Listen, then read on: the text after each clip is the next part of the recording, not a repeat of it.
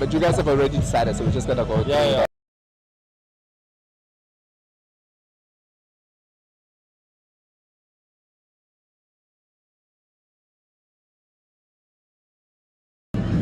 Right, welcome to SuperSport Park for the much anticipated The Legends game. We've got the Blue Bulls Legends playing against the Titans Legends. With me here I've got the two empires, Veni Stradom, Fanny de Villiers, and the man who was known as the general in his playing days, the best scrum half that we've ever seen in the country, Ferry Dupree, and Mr. 360 himself, the legendary, the flamboyant, best there was, best there is, best there ever will be, A.B. de Villiers. And we're going to do the toss. All right, gentlemen, who's calling? I'm calling. Heads. Heads is the call. Yes, he's one. Heads it is. Ferry. You're going to bet? Come with me. Don't be shy for the camera, Ferry. No worries. What are you guys going to do first? Yeah, we're going to bet first. We had a great negotiations before the game. We're starting on 100 for 0. So we're going to set a fantastic target for APM guys to chase. And how are the guys looking? I heard some guys talking about Captain Flames a little bit earlier. Are they ready for this game? We had Captain Flames. We had a few drinks now just to settle the nerves. It's always great for us to be here. So according to Willem Alberts, he's changed his tennis elbow for a bowling elbow. Will he be opening the bowling for you guys later on? It's a prize for all of us. Let's see. Thank you. Amy, how does it feel to be back here? It's amazing, the home of cricket. It's really good to be here. Centurion Park. This is where we all started to fall in love with the game of cricket. And it's great to return here with some of my heroes. I mean, I look at the Rappy guys and I got to pinch myself that we're actually playing a game of cricket together. It's a fun day. It's great to see all the families out here and friends. So thanks to everyone for coming out and hopefully we'll entertain you guys. And SuperSport Park is celebrating 40 years this year. What are your fond memories of playing either for South Africa or for the Titans at this ground? Well, memories go way back to when I was 9, 10, 11 years old watching Fani perform here. I watched Sean Pollock's first test wicket here, that's many years ago, I think 1995. But just so many memories of playing winning trophies with the team, also being inspired by the Bulls because I always won all the trophies that went around. So two very successful franchises coming together and celebrating cricket today. And last year you got 101 of 28 balls. What can the crowd expect from you today? Well, I had a brief chat to Willem Alberts before the start of the game. I'm under a bit of pressure. If every six I hit, I'm going to get a little shovey in the side of my ribs. So I'm a bit worried about the physical contact that might be happening during the game. But as you know me, I'm going to give my absolute best to entertain the crowd and to hit some sixes. You definitely don't want to run into the bone collector. Thank you, AB. And that's it for us at the toss. The Legends, the Blue Bulls Legends, have won the toss and they decided that they are not chasing 500 today, so they're going to bet first and look to defend later on. Join us on the YouTube channel as we continue to bring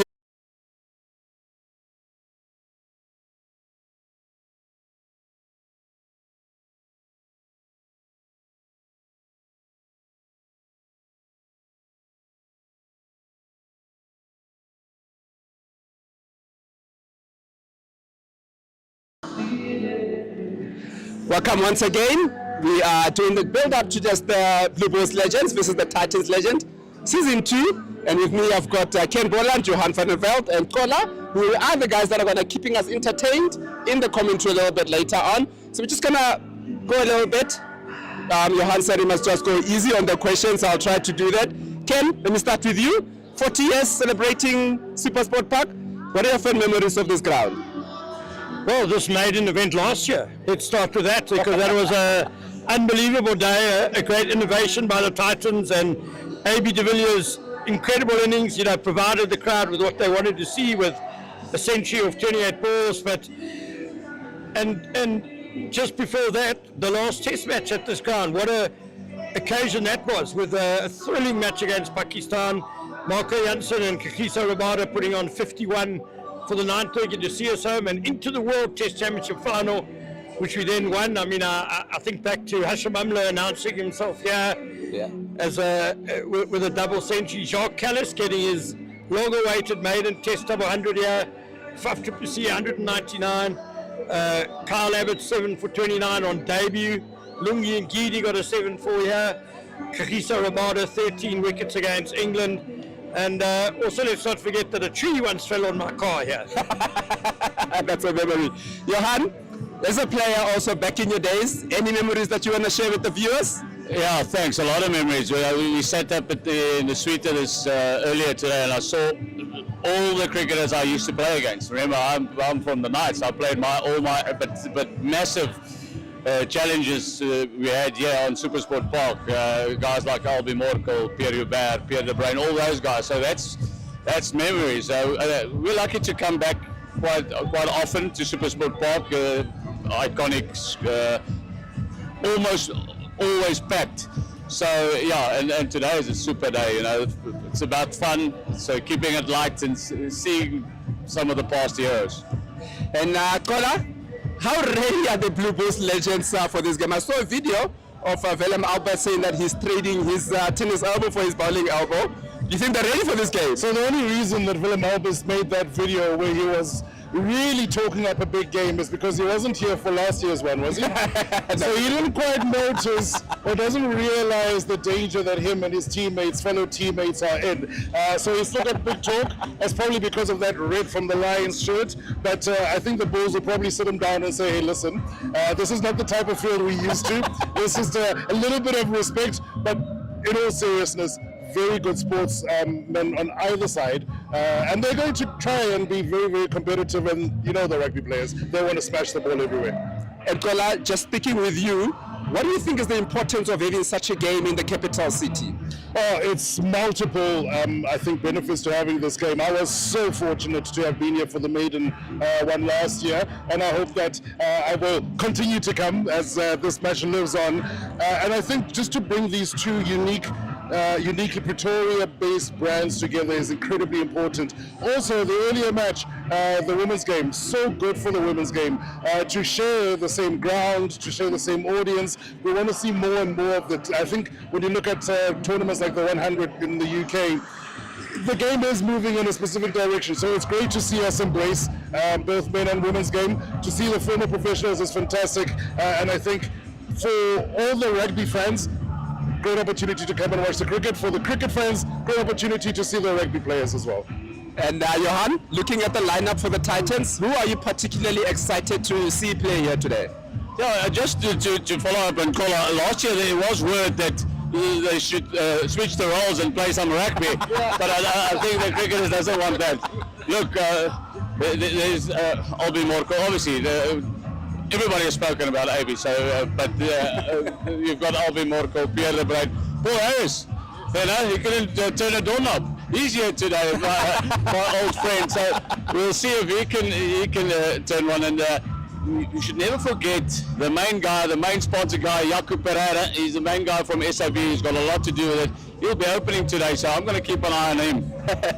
And Ken, also same thing, looking at the teams, what is so exciting about a game like today? Oh, it's fantastic. You know, people love these sort of crossover sporting events. I remember back in 2014 when the Springboks played against the Proteas, and Willem Alberts, who's a bit of a ringer for the Titans, for the Bulls at least, because he never actually played a single game of rugby for the Bulls. But, you know, the one game he got 24 not out of 7 balls. The other game he got 2 for 10 with the ball.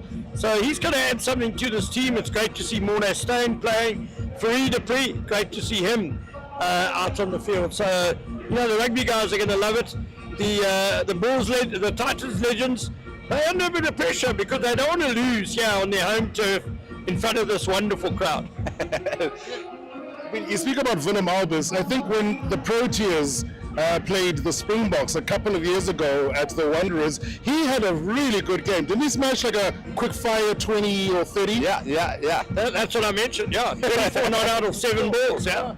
And who else, Kola, can we expect from the Blue Bulls to come firing? Morné Steyn can't kick the ball because he'll be LBW. What can you expect from players like that? He can't kick it, but very good ball skills. I think he's one of the ones to look out for. Their captain, Farid Dupree, also, I think, very good all-round sportsman, probably a better golfer than he is a rugby player even at this stage of the game. Derek Kim, the former Bulls hooker, wonderful game for him last year as well. He was very key. He got smashed around the park a little bit, so he knows what's lying in wait. But he's a bit of an all-rounder, so he'll be very eager to prove that he's capable and able. And those are just off the top of my head, but I must say, when I look at the former Bulls players, these guys have all played cricket to some degree, so they have a little bit of ego. They won't want to disappoint their friends and families, and I expect them to try and give it a good go. I played with Jaco van der Westhuizen and he's here. We played together, we were like this. From 9 years old, we played together cricket provincially up until grade 12, matric, when we were there. So he's a bloody good cricketer, so look out for him. He's off spinner and he can bat, and he played provincially at school. He's a proper cricketer. And Ken, just to wrap it up for us, such a big game. How excited do you think it is for people to see AB playing once again? No, magnificent. I remember last year, you know, everyone was so excited because it was the first time he would have played an official match since his retirement in 2023, and it looked like he'd never been away. I mean, he just batted, the timing was just absolutely pristine, and he played a fantastic innings, and I'm sure a lot of the crowd here today are hoping for the same, and for the kids. I mean, AB can't go anywhere up those stairs without the kids chanting his name and wanting autographs, and that's what it's about. Thank you, and that's it from us here. Very exciting that we're looking forward to this game. A couple of names, big names that we're talking about. Your Willem Alberts, the man called the Bone Collector, scored some runs the last time he played cricket against the Springboks. So we're looking for some good entertainment here. But we'll bring you all the action. Keep on tuning in. See you in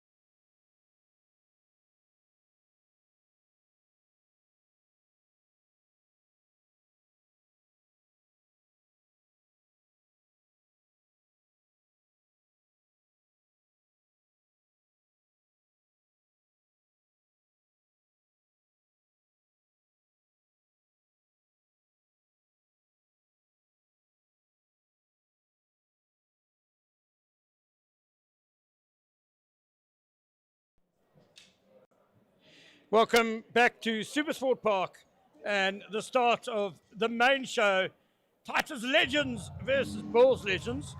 What a first ball from Friedel de Wet. Alongside me, Ravesh Cobant. Hello, everyone. Nice to be here. Thank you, Ken. Great start from Friedel, on the money. Yeah, so the Bulls have won the toss and elected to bat first. Friedel, just a bit of shape into the right-hander there. A little bit of in-swing. Run-up's a bit shorter than we normally seen it, but totally understandable. I was going to say you would have faced him a bit. He's a lot slower than he was back then. Oh, lovely shot through the covers there. He's racing away. Big chase by number 77. I think that's Martin van Jaarsveld. Boundary to get us away. Well, Jaco van der Westhuizen opening the batting for the Bulls Legends. Former Springbok fly half. And, very sweetly timed and good wrist, getting it square of the wicket. And fours, when the Bulls bat, are going to be worth 6. And sixes are going to be worth 8. So 6 without loss, the Bulls. Typical fast bowler, hit for 4, tries to dig it in. Yeah, lovely to see that aggression from Friedel. The scoring is going to be interesting, Ken, so we've got to be sharp. Yeah, we have to be sharp.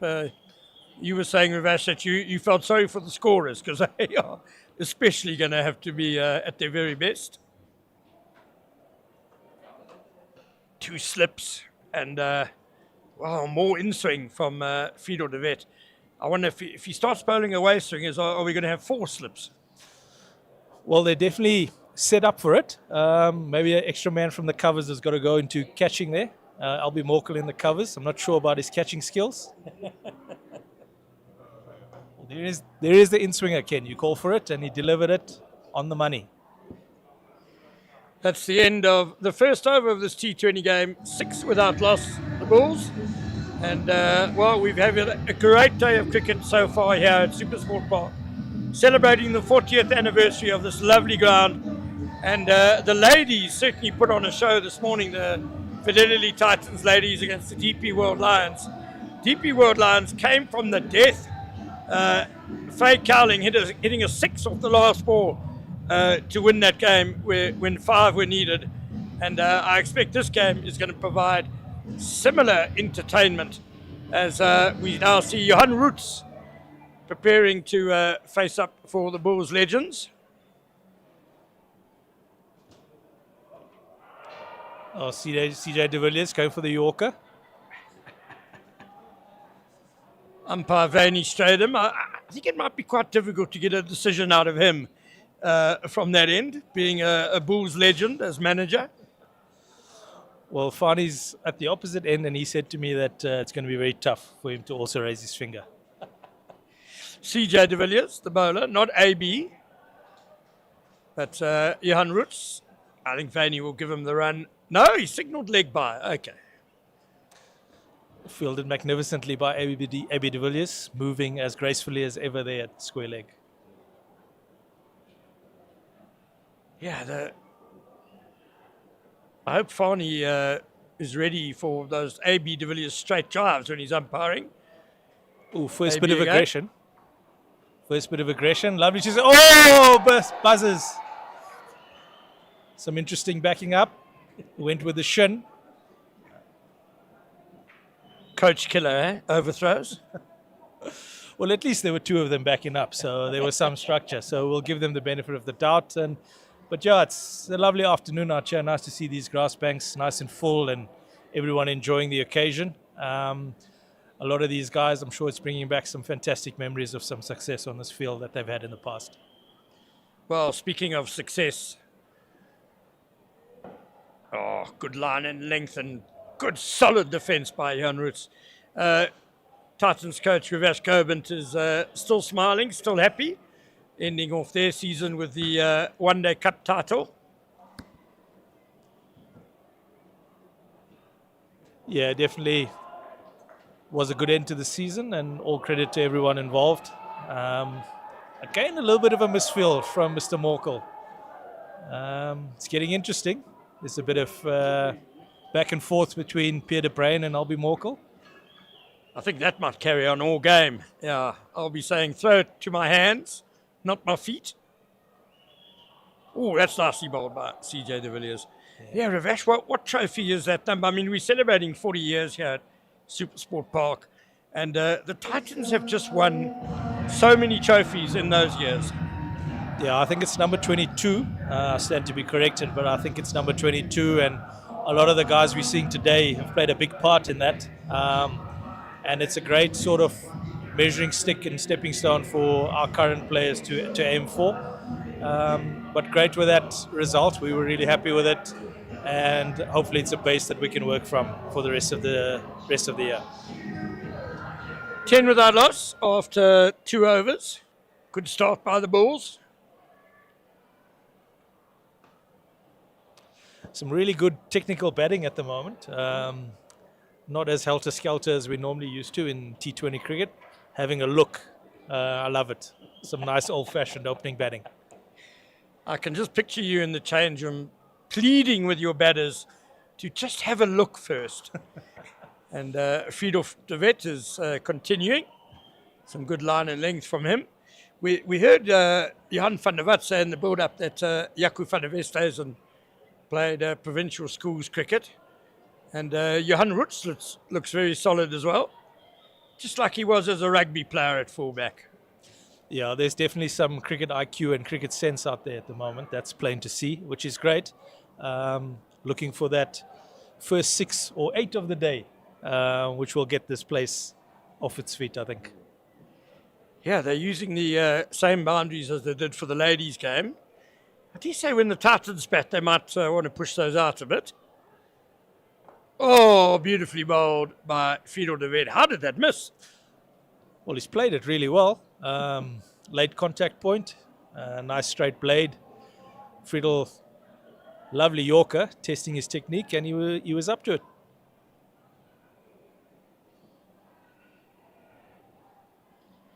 Pulls his length back, nicely bowled. For those who don't remember, Friedel de Wet did play Test cricket for South Africa. He was a really, really good bowler who just was very unfortunate with injuries. Yeah, Friedel, one of the production line of fast bowlers from South Africa, 140 plus, and gave it everything he had. Beautiful shot. Pulled, massive dive, and another 6. Picked up the length well, swiveled on it, and great technique actually. Very impressive. Was that Paul Harris down there doing a London bridge over the ball? Yeah, Paul Harris, 100% try, and it's great to see him out here again. I'm sure he's going to enjoy getting that ball in his hand and wheeling away from one of these ends here. He'd have already worked out which is the longer boundary for him to be bowling with.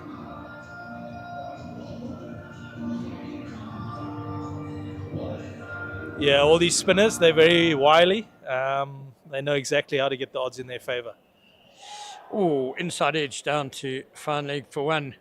Speaking of wily spinners, Rudolf van der Merwe played a key role in your success. He could almost have qualified for this Titans Legends team, or has he gone overseas already? Yeah, I did ask him if I'd see him today on Sunday, but I think he's got some family commitments. But he definitely meets the age requirement. Slower ball, oh, well fielded. Hit hard to that man, de Villiers. No, that's... Yeah, nice to see the full skill set coming out from CJ de Villiers. Oh, change in field now. Square leg drops out. Maybe it's a bouncer. Double bluff, the good old double bluff. One thing that's really good about the start is that I don't think the overhead's going to be a problem.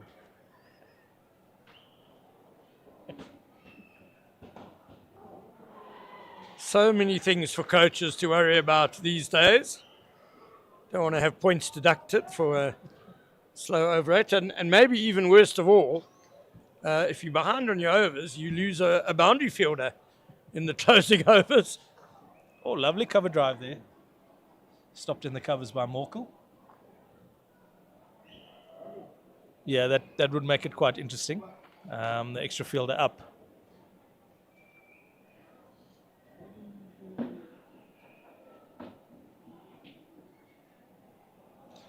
Oh, a bit of a polite inquiry. Vaney Stadium immediately signalling not out. End of the 4th over, 18 without loss. Is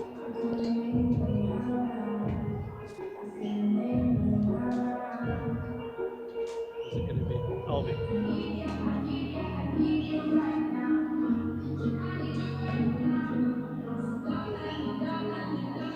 Ravesh, Johan Roots seems to have taken upon the role as the anchor in the innings with Jaco van der Westhuizen a bit more aggressive. Anchors in T20 cricket still have a place? I think there is a place, but depends on the opposition you're playing against. I think today is, if there was ever a day for an anchor, it's probably today. Set it up for the back end and get some power hitters in there in the last 10. This could be interesting. Albie Morkel, my assistant coach, who also looks after the bowling side of things for me. He's a lot of pressure on him because he's going to have to practice what he preaches now. Exactly right. Used to take the new ball a lot in his playing days, but first change here and sliding down leg, extras wide straight away. I'm sure he goes on about extras in the change room. Yeah, it has been a talking point for us throughout the season, but we'll give him that first ball as grace, and hopefully he can. That was almost inevitable, wasn't it? First ball sliding down, and this one is just nicely dinked down towards square leg for one. Nicely feel it. Again, Albie there, that away shape has never left him, so the wrist position is good, and I'm sure he's loving every minute being out here, and his kids get to see him do what he loves doing.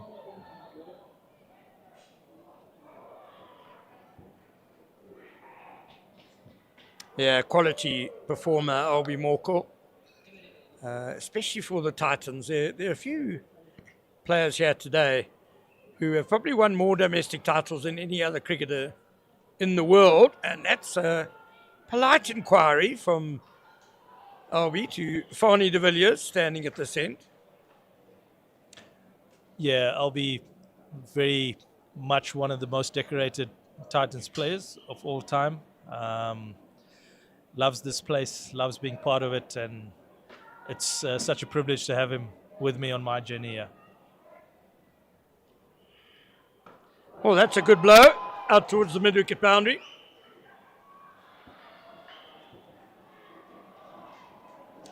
Well moved by AB again, picked it up in, and as always, the AB de Villiers fan club behind where he's fielding on the boundary is in full force. What a legend. Yeah, still very fleet of foot. He's got an item to autograph at the same time. Yeah, that's one of the sights that you would only see on a day like this, and lovely to be able to witness it. Multi-skilled AB de Villiers. We know he can do all sorts of things. Albie Morkel, you throw in those Chennai Super Kings trophies as well, and what a campaigner he is. Not quite the end of the over because he's bowled a couple of wides. I must say, the one thing that has happened this over is that his pace has gone up. Now, that was quite sharp, that last delivery. I'm quite impressed. You got to get loose, Ravesh.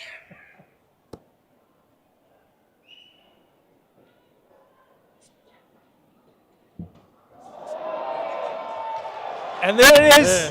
The first 8 of the day, beautifully clipped off his legs. Fantastic strike. I'm sure a lot of professional batters would have been proud of that one.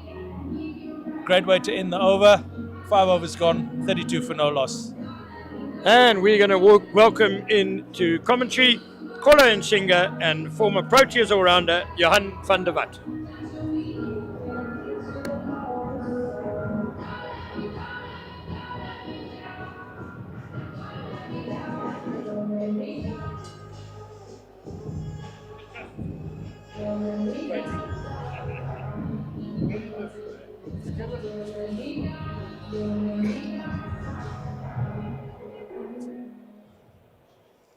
Well, Johan van der Walt, what a pleasure it is to catch up once again.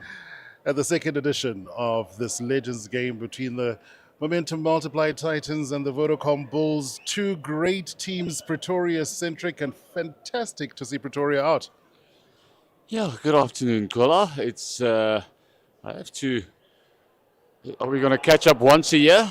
I'm still waiting for the promise. You need to get me on the radio, but I don't know if it's in your hands, but yeah, always SuperSport Park, always there's a lot of people. As you've seen, we've brought my wife and a pretty healthy run rate as well, just 7.5, scampering through for a single. It's been a good opening partnership, 41 now without loss. This is the 6th over, so the power play has gone well so far with no damage. Yeah, given how one-sided it was last year. Oh, straight down the ground, and he's going to pick up another boundary for his efforts there. They really are going well, and I was going to say, given what last year's match looked like, it kind of makes me feel like the Bulls guys have come through with a bit of a game plan. Yeah. They're not going to go out and just try and smash everything, which was pretty much last year's game plan. I think they might have had a couple of sneaky net sessions practice. This is Jaco, as I said in the pre-match. Jaco van der Westhuizen was a pretty handy cricketer at school.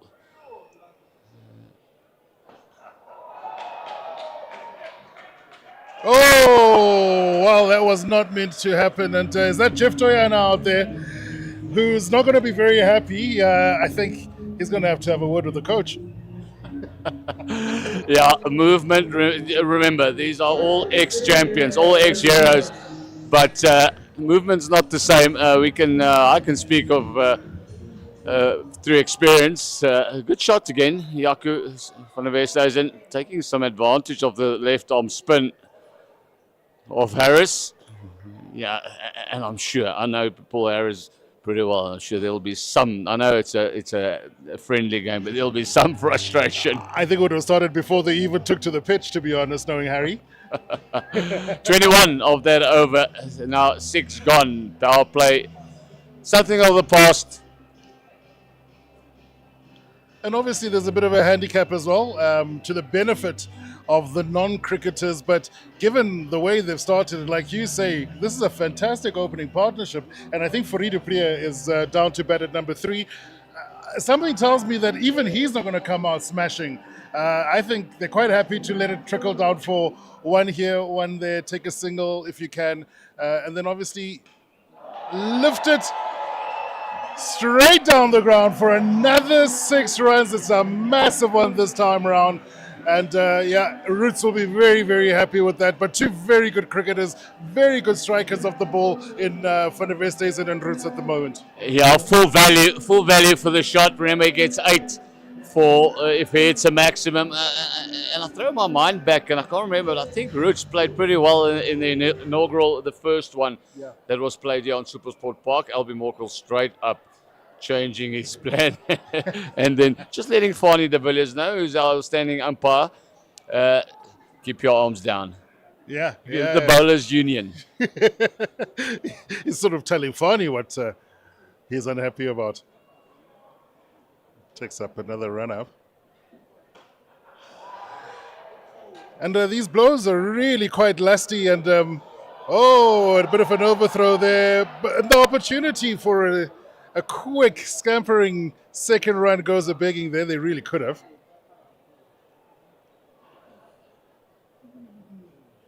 They'll be very happy with this. And I think, knowing just how competitive former professionals, that's going to be very well saved. Oh, almost went for another 6 runs, remember, if it does hit the boundary rope, but well saved. Yeah, hopefully you can get that on replay. Who else but de Villiers? He's busy handing out signatures. He's got a rugby ball in his hand at this stage, which he's signing right now, and he had to scamper to his right and cut off a boundary. Umpires confirming. They're going to say they're looking for to check the boundary there. I absolutely would imagine it, and you're very right. AB de Villiers has been probably the busiest man at SuperSport Park this afternoon. He just can't move without somebody waiting for an autograph, and understandably why. He is an absolute true blue legend. It looks like that's going to remain as is. It doesn't seem as though there's any change to the runs from the umpires. Oh, hit the deck with a bit of venom. Yeah, there's some frustration. I think they changed it to a 4. Fani de Villiers signaled 4. The other thing is about AB, he doesn't come out often. They don't get the chance, the youngsters, to see him, and he's a hero of so many. So when they get a chance like this, Whoa. classic cover drive from Jaco van der Westhuizen. Through the covers, it was airborne for a while, but there was absolutely no chance in the covers. And if you're watching on the live stream, you'll notice that the boundary rope has been brought in for this match, for this innings. But that one could have gone all the way with absolutely no problem as well. A couple of those sixes also traveling incredibly far. You're speaking about the umpires, Fani de Villiers. The other man, of course, out on the pitch, for those who don't know and might be wondering, is Veini Strydom. And when Veini has been part and parcel of the Bulls setup for at least 30 years before his retirement. He was a crucial member of the team manager. That's been lifted into the sky. It's going to be a very tough catch. And I think he's dropped it. Oh, he took it. Oh, no, he did took it. I thought he dropped it from... No, he's got it. It's a fantastic catch. I'm trying to see. I think it's de Villiers from this view. That is a fantastic catch. The first wicket to Paul Harris, the Turner. But Johannes has played a fantastic innings, a magical innings of 29 with a great partnership of 74. His teammates should be pretty pleased. That's a really good start. It would have been what they were gunning for. That, with the handicap that's been handed to the benefit of the Bulls, there will be a little bit of frustration potentially creeping in for the Titans players because they will want to definitely not lose the match.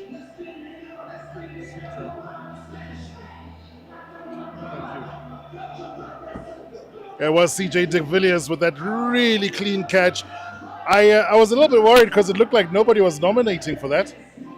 Yeah, it was in the air for a long, long time. Sure, I think it might be. The announcer said Fourie de Pre. It doesn't look to me like that's Fourie de Pre. I don't think the captain came in. He's number 9. He's still on the sidelines. Pretoria has come to the crease.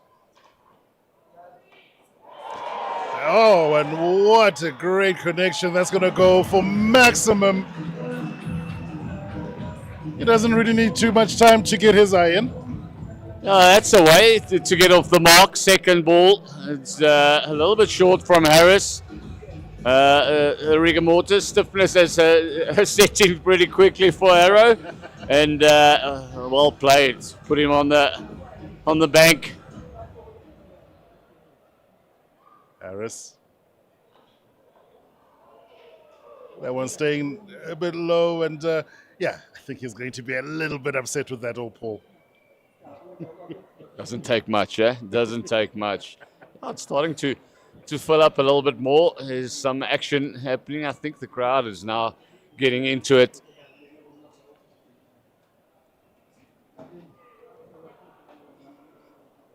Again, looking at the way they're going about it, really not trying to chase this game too much, not trying to chase the scoreboard too much, keeping it in pretty good control. Oh, and that opportunity presented itself and cashed in for another boundary. It really is a good 4, in this case 6 runs. Again, going the way of Pretorius.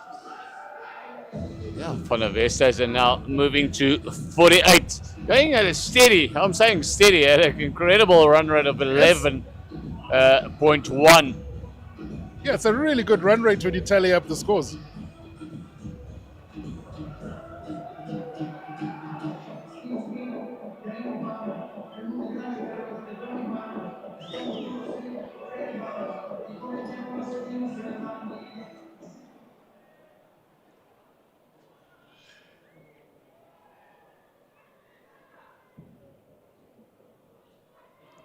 These middle overs, I think, are going to be incredibly important. This is where I think the Titans will try and will tighten the screw, and they won't want to give away too much. But I think maybe a little bit more of an attacking mindset, trying to get the wickets.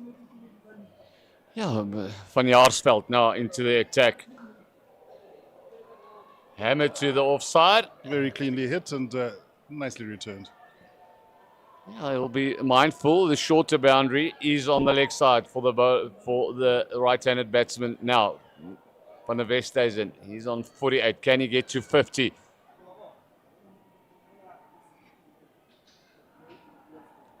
Little bit of hesitation there and on to 49.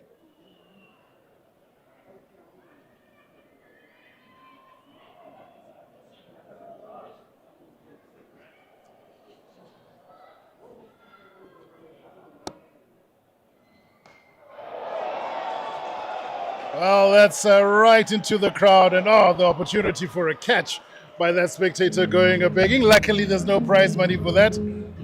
Yeah, where's the 1 million catch at 2 million SA20? Maybe next year we'll sneak in a. Really hitting it well over the boundary as Pretorius.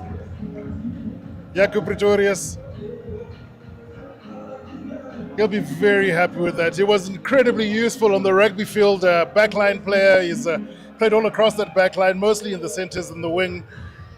He can run a little bit as well, and looking at him up close, looks in very good nick, Johan.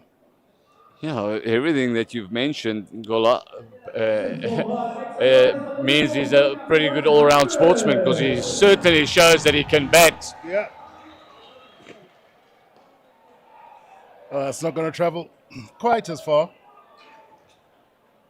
But he's looking very confident, and he's not going to die wondering and maybe completely obliterating the point I was trying to make, and that they're going to be a little circumspect when stepping up to the pitch, maybe take a little bit of their time, but maybe they feel like they've already got in 108 runs. 7 overs to go. Yeah. I think we'll hear a roar from the crowd as the main man, the captain of the Titans, the ex-Titans, AB de Villiers steps in. It's not a role that he's known for, but he has taken a couple of wickets for the Proteas. He has, yes, indeed. Abram was a very good first changeover. You never quite know what he could produce. Our keepers, they love to bowl. It just shows all his versatility. That's short and wide and punished. Smashed. As we said, it's not his forte, but maybe just dishing up a few to the rugby players. It's not needed to Pretoria. He's just taken them apart at this stage.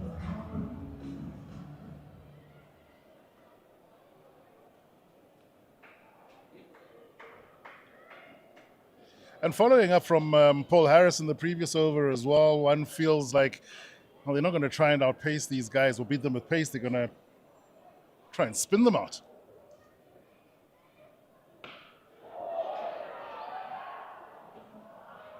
$50 for Jaco van der Westhuizen. The crowd will probably realize now his teammates certainly has. His captain, Farouk de Preer, has got his hands up here, and 50 up for Jaco van der Westhuizen. Really good batting, and even that previous one, not quite as cleanly struck as he would have liked. Could sort of hear it maybe a little bit high up on the bat, but he's still very confident in the way he swings at it.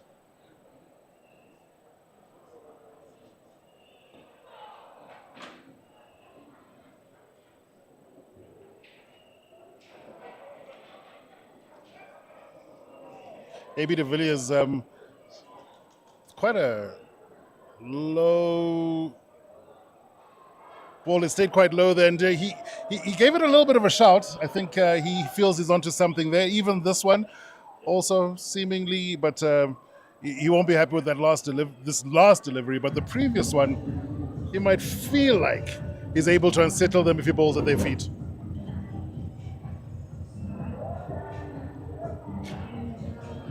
$119 and only the one wicket down at the moment. We've seen a 50 from the bull side, which is absolutely amazing as I hand back over to Ken Borland. Thank you, Connor. Ravesh Govind alongside me. What a start by the Bulls, Ravesh. 119 for 1.5 way. What are they looking to push on to? It's been extremely impressive. I think they're going to be well over 200 at this rate. Martin van Jaarsveld. I think that's pitched outside leg, probably. Yeah, and some lovely strikes, some real good batsmanship. There's definitely a method to this. Off the edge, that'll probably run away for 4. Down to third man. No, hauled it in. Well done. It's CJ de Villiers again. He's been in the game.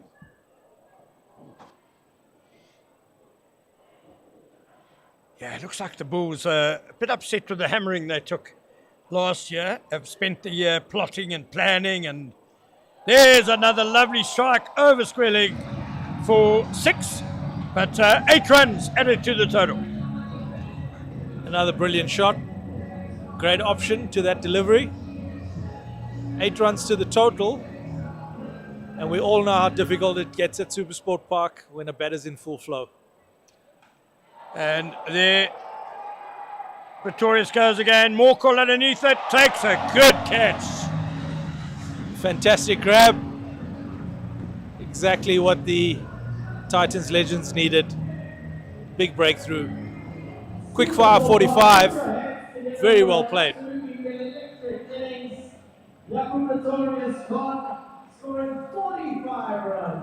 Jakub Pretorius came in number 3 and really just provided some great impetus after the excellent opening stand between Jaco van der Westhuizen and Johan Roots. I said earlier on commentary, Ravesh, that I thought Johan Roots had taken up the anchor role, but he hadn't. He immediately burst into life after that.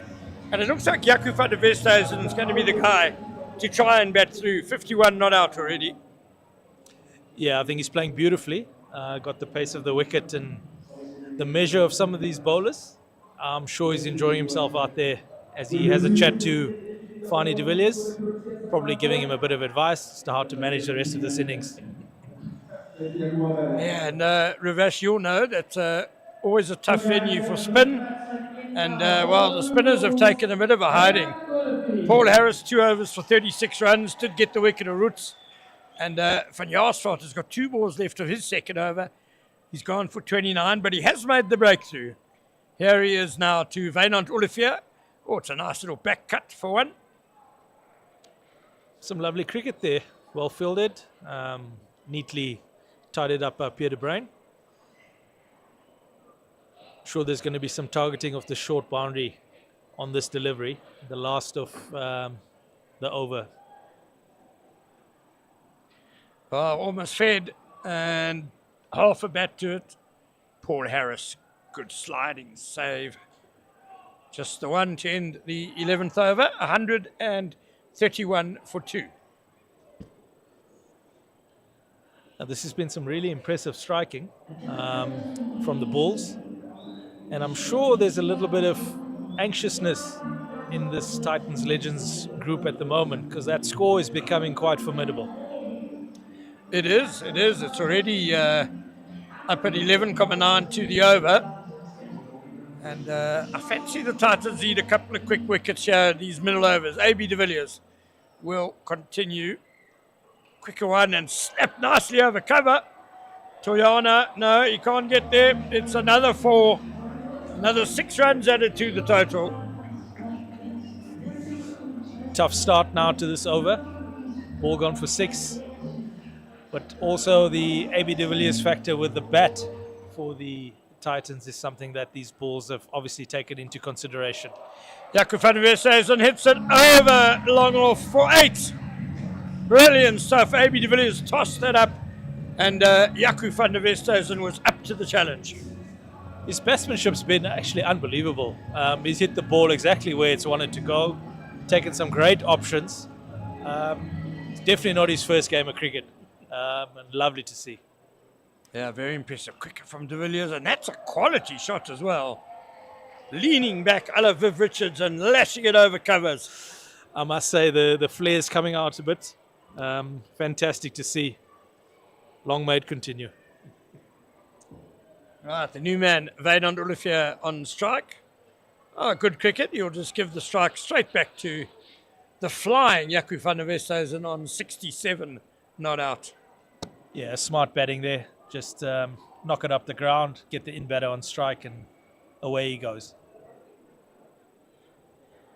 That's a brilliant shot. Quicker ball, flicked away to find leg for 4. Add 6 to the total. 150 up for the Bulls in the 12th over. I must say, this looks like a fantastic surface to bat on as well. So well done to the groundsman here.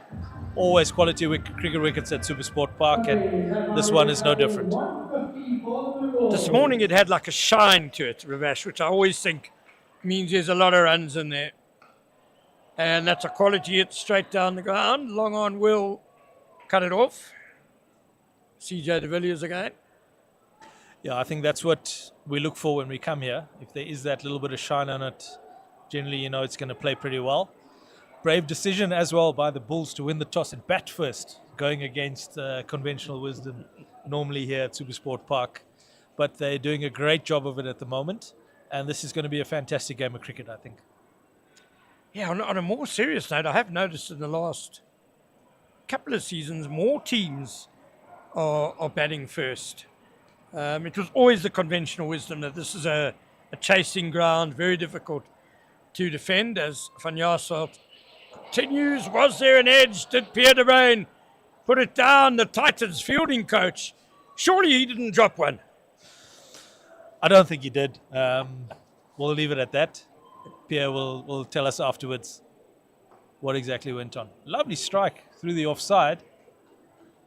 Fielded. Thrown in on the bounce. The umpires have been quite lenient with that. It's Gerald Dross into the attack now.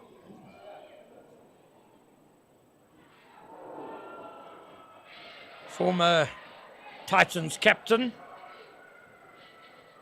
Used to bowl medium pace in the day. Batting all round, I guess you could say.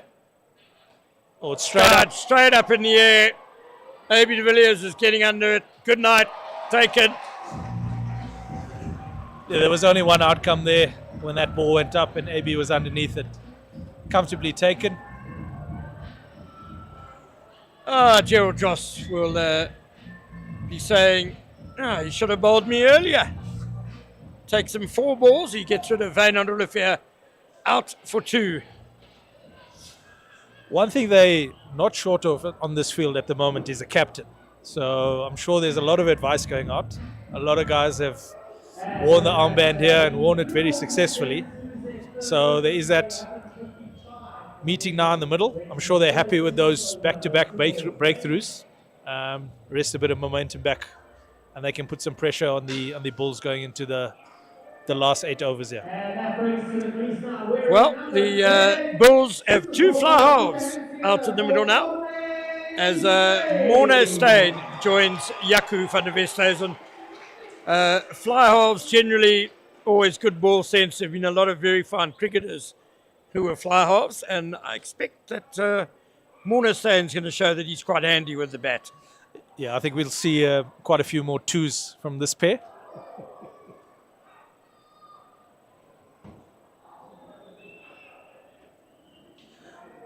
Quietly, Dross has bowled a fantastic over here. Just gone for 1. And, it'll be 2 off the over. Those are the sort of game-changing overs, aren't they, Ravash? T20 cricket, 1 over can change the entire flow. Absolutely, and on a day like this, I think that over is giving the Bulls something to think about. I'm sure the captain's going to give him another one. Oh, he's definitely earned another over if he's got it in him. You never know. He might quit while he's ahead and say, here it is, done my job. Yeah, I'm sure that thought is going to cross his mind, but knowing Drossi, he's probably going to want to take responsibility and get the job done for the boys here. Yeah, great leader, Gerald Dross. Great captain of the Titans. One could say that the really successful era of Titans cricket started under him as captain.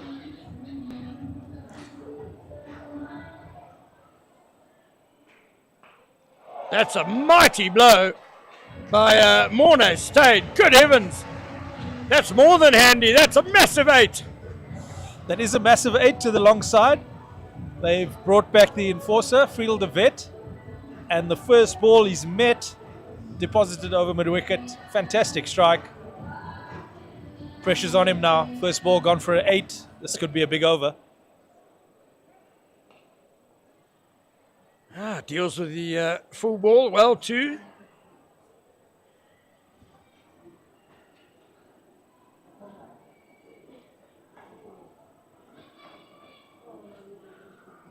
No helmet as well.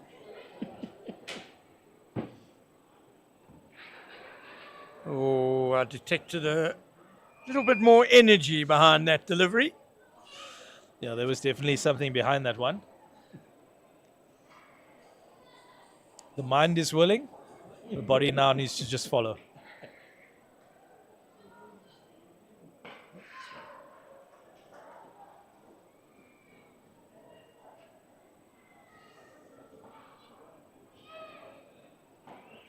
Lovely to see so many kids in attendance, playing on the banks, playing on the edges of the boundary.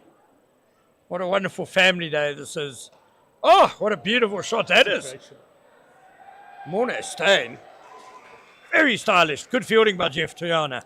He's played some wonderful shots since he's walked out there. And yeah, you're right, Ken. Lovely to see the banks full. I'm sure there'll be a lot of stories from dads and mums to their kids about some of these guys. And it's nice that they get to see them in the flesh and experience what skills they have. A little bit of byplay there. One can forgive Morne Steyn. He's used to picking up the ball and running. Jaco van der Westhuizen rather. He was very definitely a running fly half. Just forgot what code he was playing there for a moment. Nicely nudged up the ground again. This is very smart batting at the moment. They obviously feel they're in a great position. Yeah, Jaco van der Westhuizen just wants to take this as deep as possible. His eye is in. He can milk the ones and twos, and when the ball comes along and he identifies as a boundary ball, he's shown he can put it away with aplomb. Yeah, I think he's going to be key to them getting well over 200 here. What a comeback from Friedel de Vet. Quick and straight, and I think he's going to bid Morne Steyn a fond farewell.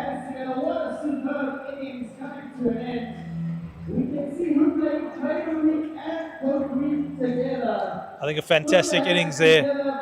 Very well played. Well, Jaco van der Westhuizen, who's out. Yeah, he got the helmet on. What an innings by Jaco van der Westhuizen, 85. And he's laid the foundation for a really good Bulls total here. Yeah, I think there was a template for T20 batting. That's as close to it as you can get. Some great ball striking, low dot ball percentage. Took advantage of the short side, so well done to him.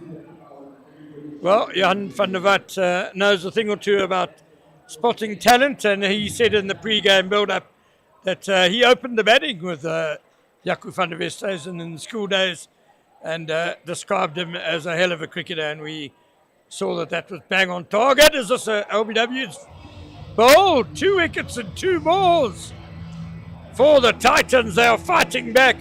Gerald Joss has a 2nd wicket. It's Morne Steyn who got into a bit of a tangle with his footwork there. Yeah, a nice little period here. Titans fighting back. Still a bit of work to do for the Bulls, but I'm sure the Titans are happy with this little period. Bulls still in a great position. Run rate's nearly 12.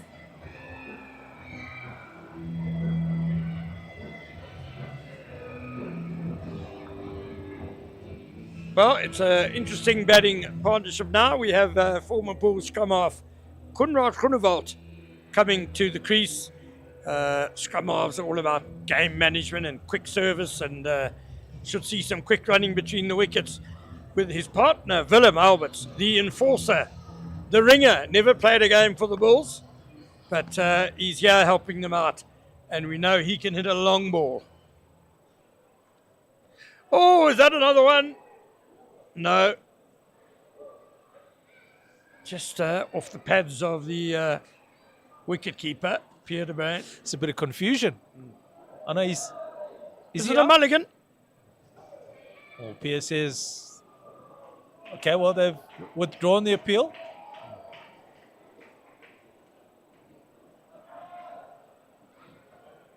I think it could be a mulligan. First ball grace, as they say in the backyard. History has been made. For the first time ever on a cricket field, Pierre de Bruin has given the opposition a quarter. I'm going to remind him of that tomorrow.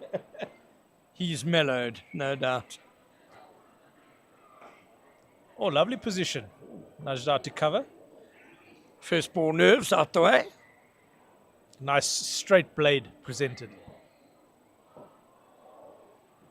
Yeah, you wouldn't have minded mulligans in your play days. Not that you made many first ball ducks. I actually can't remember any, but I'm sure I would have needed them. Oh, he's fallen over. 4 balls. First one off the mark. Nicely pulled into the leg side, and I think that just shows the spirit in which this game is being played, and it's great to see. Let's hope it's a decision that doesn't come back to haunt them here in this last 5 overs. Gerald Dross, what a spell of bowling he's produced. He's only conceded a handful of runs in his 2 overs. He's got a couple of wickets. And 15 overs gone, 169 for 5. Fonny de Villiers might have called another over short here. Not sure how many balls we had there, but he's doing his bit for the cricketers. Fonny definitely is looking after the boys. The less time spent out in the field, the better for everyone, I think.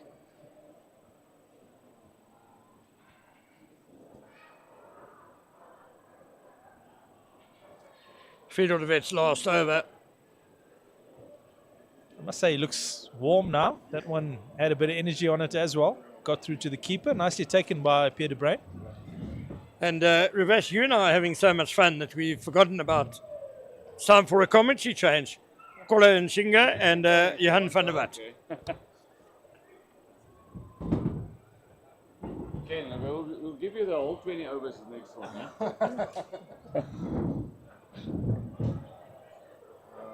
Already 15.2. I can see Yeah, 15.2.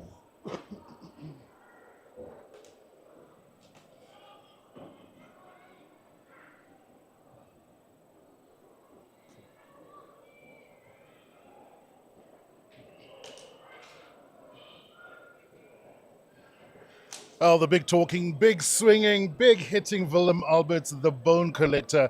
He's posted a couple of social media videos over the last few days talking a big game. Very, very confident. He is a very good batsman. We've seen it before. And even the last time we saw him on a cricket pitch, he was wearing the bucket hat. That's not a man who I think wants to even consider a helmet. Yeah, he mentioned in a couple of those videos, or one of those, that he's putting it on his bowling arm. So look out for that a little bit later when the Bulls are in the field. Short, bottom edge, and he's bowled him. Tried to go too big at that one, and he saw the 6 names, the name in lights. He was trying to smash that clear across the highway into the heart of Centurion. Yeah, losing a little bit of momentum. Still a solid score at this stage with 4 overs to go, a little bit more than that. 71, but 6 down now. That opening partnership, the top 3, Jaco van der Westhuizen and Roots and Jaco Pretorius, all got in. And after that, Willie Vierstein, Alberts, a little bit of a struggle. Groenewald, he is still there.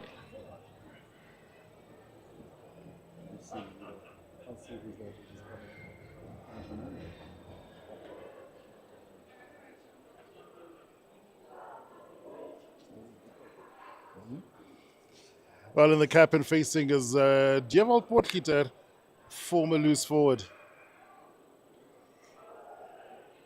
Man, I hadn't seen in a little bit of time before this. It was great to catch up with him on the side of the field. Very good cricketer as well in his own right, as are many of the guys who are here representing the Bulls legends. I was quite surprised when I saw him. He's not like the current loose forwards. He's not the biggest guy, but he's tough as nails.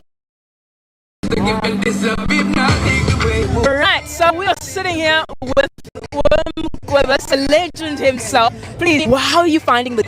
Unbelievable. I enjoy every single moment. It's good to see the old men play, although I'm also old, but they're at least a little younger than me, but I enjoy them. I know some of them personally quite well, and I'm here to support some of them. But both sides, the Blue Bulls and the Titans, are my team.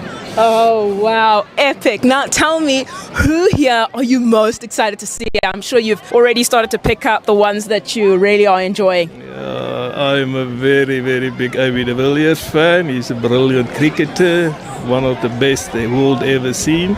But Martin van Jaarsveld is a personal friend of mine, and he's a very good friend of mine, and I'm here to support him. Next to us is his wife and son that I've never met. They're in the Cape now, and he's a brilliant cricketer. Didn't bowl well, I must say.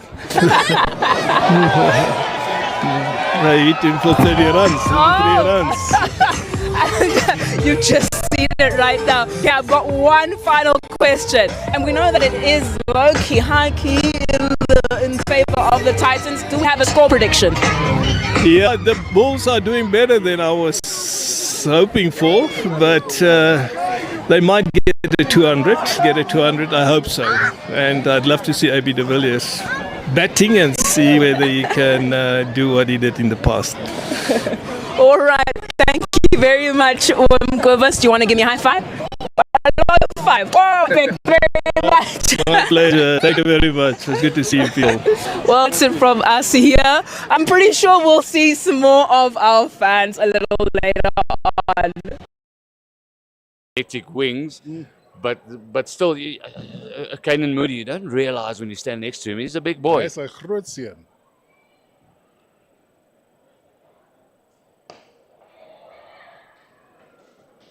Again, well struck, but you could sort of hear just a little bit high up, maybe on the bat, not quite connecting, not quite hitting that sweet spot.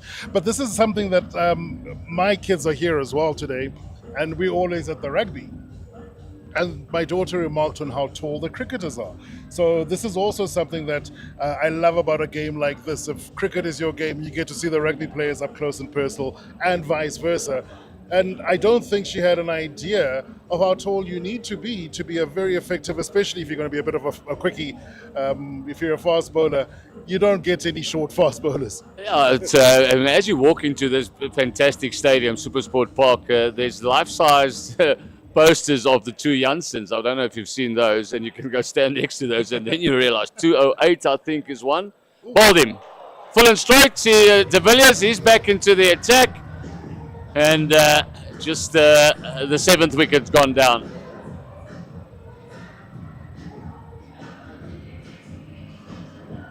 That's 184 now for 7, just 3 more wickets to go. And I wonder psychologically if the Bulls legends will be thinking 200 runs? No doubt, they should be getting there. That's 16 away with all the bonuses that they get for hitting a boundary. Let's call it that. Yeah. Handicap. They should. Now the captain, at last, everybody's been waiting for. Probably depends on which side you are. One of the best scrum halves the world's ever seen. I'd have to agree with you there. And also, given what I've heard about his exploits on a golf course, one of the best golfers you'd have ever seen. A lot of time. He's got a lot of time to play some golf these days. Yeah, even this morning, you know, when we drove down, my kids are still pretty young, 10 and 12. So I asked him all these names, and I had to explain to him how good this guy really was. Not only just a scrum half, I mean, a rugby player and clever and widely respected around the world. I heard something Eddie Jones said. He said, best rugby player he's ever seen is Farid Pretoria. And he obviously knows how to put in a nice square cut there as well. Very cleanly struck. It didn't go all the way, but yeah, I think You get those guys, Johan, who could have chosen any number of sports to excel at. And when you look at a Fourie de Prieur, he's one of those. If he'd opted to be a golfer, like I say, he would have done well. If he'd opted to be a cricketer, I'd argue that probably could have gotten, maybe not as far as the internationals, but I think would have gone quite far. I think it has a lot to do with ball skill and ball sense.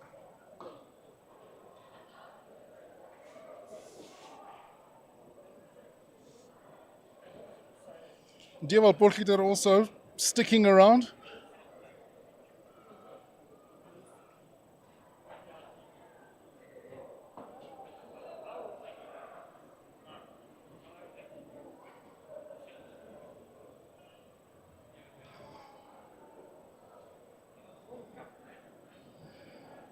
That's 188 now for the loss of 7 wickets. One last delivery in this over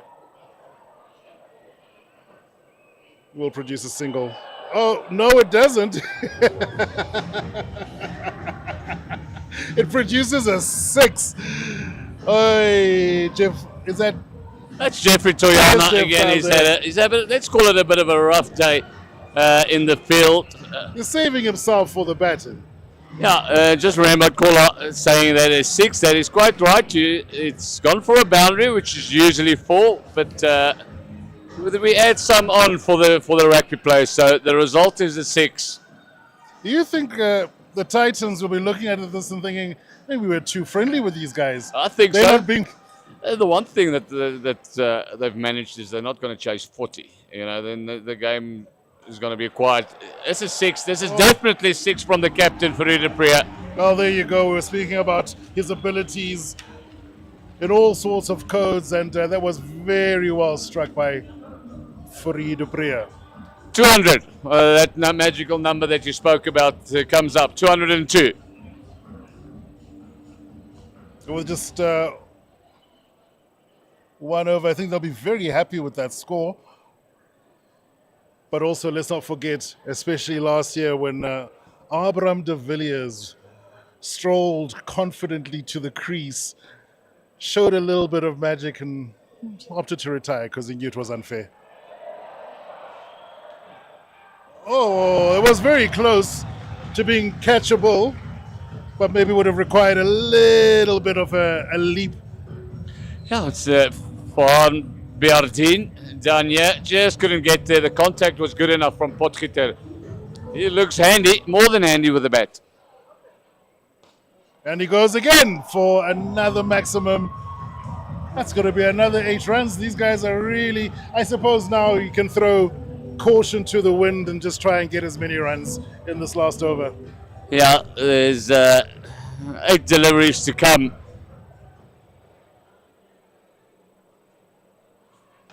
And he's going for a third. That one has gone straight up. And he is gone. But he certainly wasn't going to die wondering. It's a pretty good knock by the blonde bomber. A fantastic catch. Second one from Albie Morkel. None of those were easy.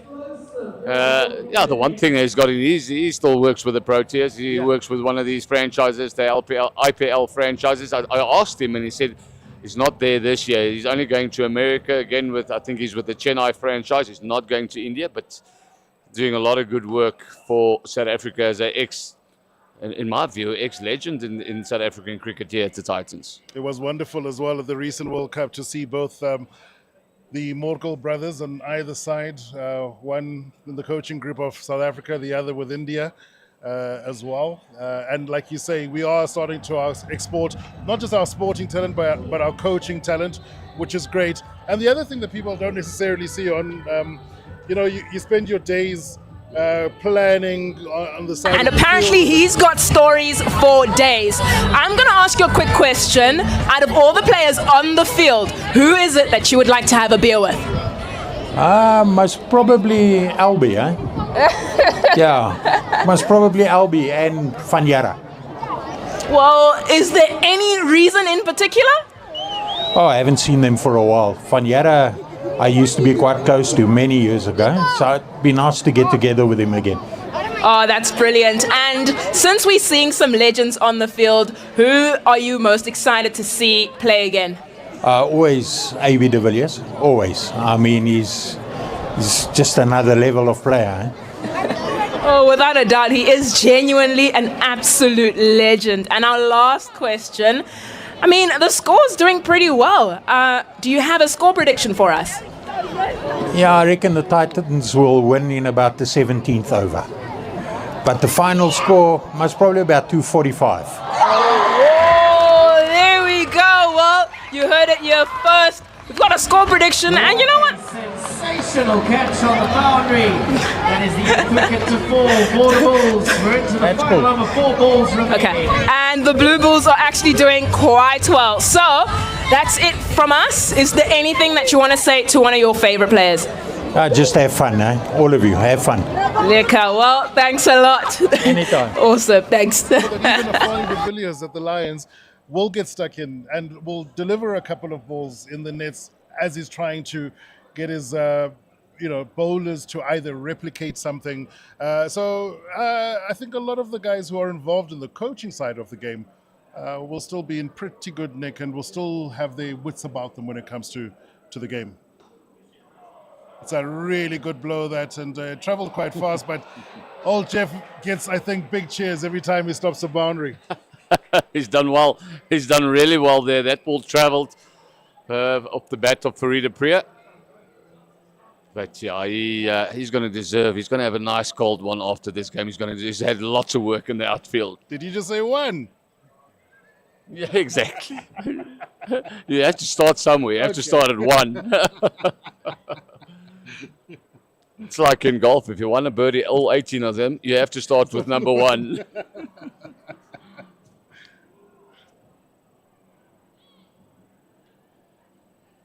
Oh, yeah, it's going to be all right. But he sort of saw that coming onto the bat, and I think he had big plans for that delivery. Just wasn't to be.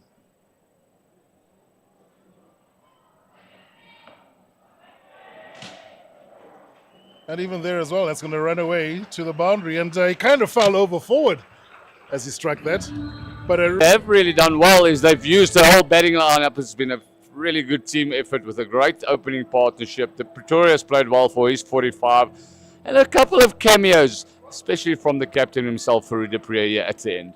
Yeah, really did very, very well. They'll be happy with that score. It's incredibly competitive, a lot more than I think a lot of us would have anticipated ahead of this match. And it means that we are set up for an exciting second innings because now we know that the Titans are not going to be wondering. They know what they need to chase down. Yeah, I can tell you there's something in the air. Some anxious spectators, I know who they're waiting for. They're all waiting to see Mr. 360. And can he entertain again today? I'm sure he will. Absolutely will. I think I could even see somebody forfeit their wicket and say, "Now you just." Pierre de Bruin, 230. You guys are adding 100 to it, so it's going to be 330. What do you think of the score? No, we renegotiated that. It's only 50, so it's 280 that we're going to chase. 330 will be too much. And 40-year celebration of SuperSport Park. What memories do you have? I mean, you played here, went to coach Namibia, came back, now coaching the Fidelity Titans. So what good memories do you have of the ground? Yeah, look, I mean, it just feels like the other day, full crowd, a great attendance, just supporting the Titans. It's an amazing feeling, and while I was out there were a couple of flashbacks. It was just an absolute privilege. And looking at your guys' batting attack, except for AB de Villiers, who do you think is a guy that the crowd can be excited to see? Well, obviously, Albie Morkel. He hits a long ball. We're going to need AB and Albie just to get us a good start and a foundation. And then I suppose the rest will chip in. We've got Faji Beardine, we've got Gerald Dross, Martin van Jaarsveld. So there's a lot of batting. But we do need AB and Albie just to get us a good start. Right, thank you, PDB. All the best chasing the score down. Thank you. We're going to go another one. Velem.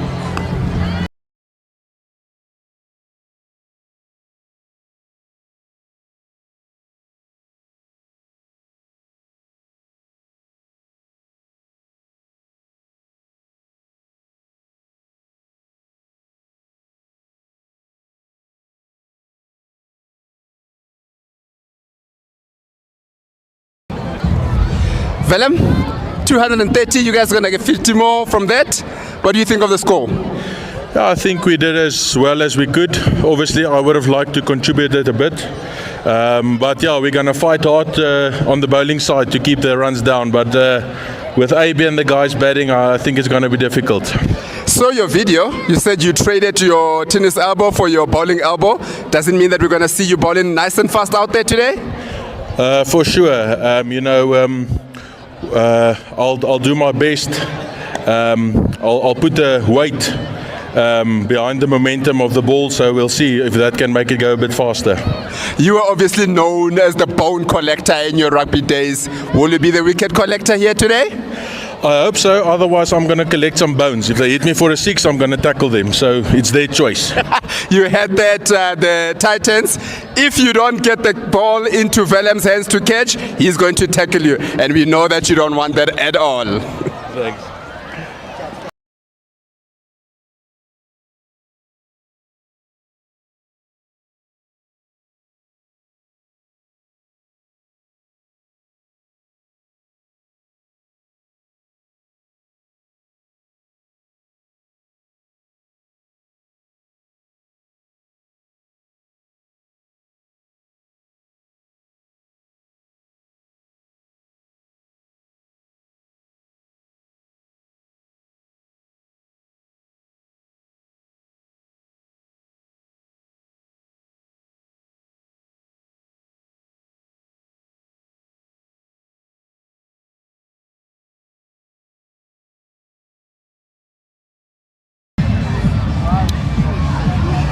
Now we have with us here Fanny, as he was known back in the days, was very fast bowling, but today he's an empire. What do you think of the game? Oh, that's lovely. I think the old rugby players, to get them on the field, Van der Westhuizen scoring nearly 100, for them it's hallowed ground too. It's the camaraderie between the two teams is fantastic, and hopefully we can see more games in the future. The boys are playing well.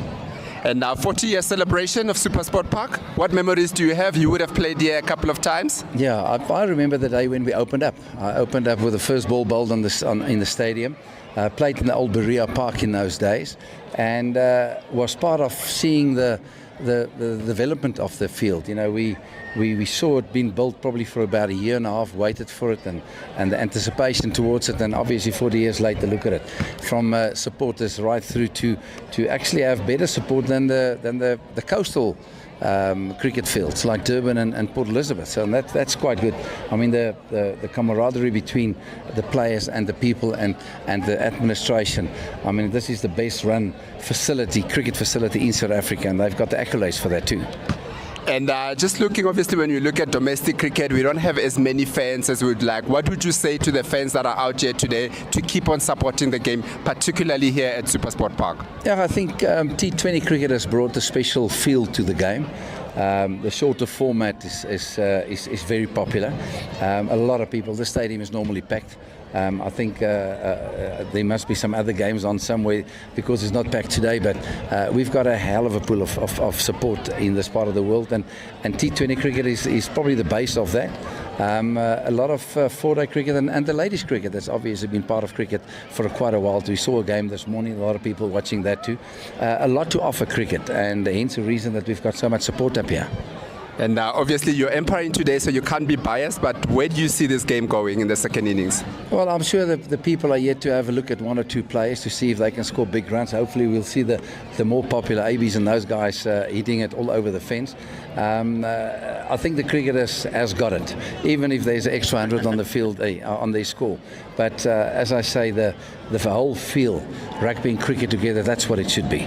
All right, thank you, Fanny. Thank you, and enjoy the rest of the game. Thank you. We have here Fanny de Villiers. Today, he's acting as an umpire, but let me tell you, back in his days playing cricket, he was a fast man, a man that you definitely did not want to face. But today, he's the guy that's just making sure that everything is going well. Keep on joining us here.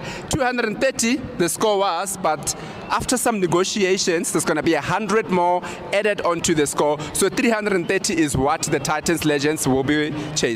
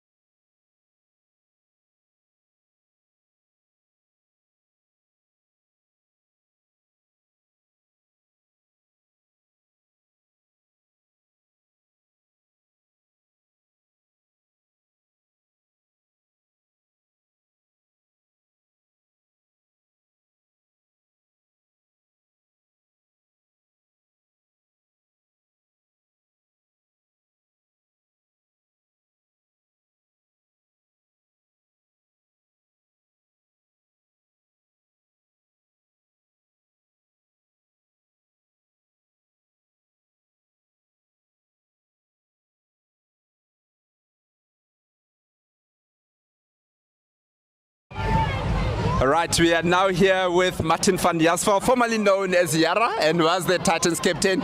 Also, a two-time Titans Player of the Year. Yara, how does it feel to be back on this field? No, it's incredible. You know, to see all the people turn up today. I mean, it's really humbling. You know, and the fact that I could bring my little man. The Lord blessed me with a little man, and he's now a grade 2. And for him to actually be part of this day, for him to actually see what I did in my previous life and my previous career, it's very, very special, and I'm really grateful for it. And having played here for a couple of years, also captain the Titans, what memories spark up when you see the crowd out here, when you see yourself in the middle also? No, I mean, this crowd has always been very partisan, and I mean, it's an incredible crowd. They always turn up. I mean, the fact that the kids can play, I mean, I used to grow up like this. So for a while they stopped it, but I think it's a great initiative that Pierre Joubert and his team has allowed the kids to be on the park, get that experience, and it's fantastic. But also to just catch up with old mates, you know. It's almost as if there's been a lapse for the last 10 years, but once you see one another, you just pick up where you left off and you just carry on. It's fantastic. And looking at such a game, having the Blue Bulls probably the biggest, one of the biggest rugby teams, and the Titans the biggest cricket team, what does it do for the sporting world to see these two giants playing against one another? No, it's just fantastic. You know, it's fantastic for everybody to see that, you know, although we're two different parts of Pretoria, I wouldn't say, but, you know, we've got the same following, and everybody turns up. They turn up for the cricket and they turn up for the rugby. So we're very, very grateful for everybody that's made the effort today. You guys chasing 280? What can the crowd expect from your team? Well, I hope AB gets a lot of runs. I'll just try and rotate the strike then. All right, thank you, Martin, and all the best with the game. That is Martin van Jasval, as we said. He's not just an ordinary player. Captain the Titans, won the Player of the Season twice, won a couple of sun for what they call the 4-day series now, and the One Day Cup. So that is a great man that we had out there. Looking forward to see him a bat out there. It's been a while, but we're looking forward to see him bat out there.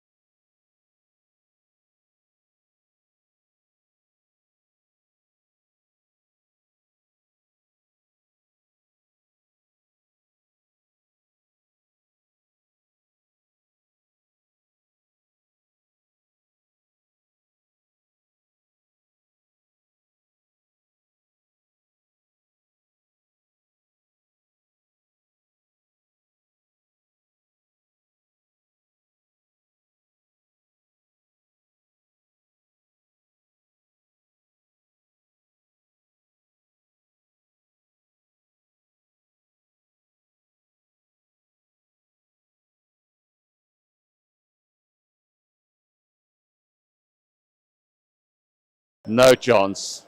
Umpires was going to give him out. There needs to be some entertainment. So AB de Villiers opening with Yaku Pereira, who is the guy from SAB. He gets an opportunity. What an opportunity for him. Massive cricket lover. Brings a lot to the table in sponsorships through SA Breweries. So he's opening with AB de Villiers. The bowler, Dion Greiling. The big unit. It's a play and a miss.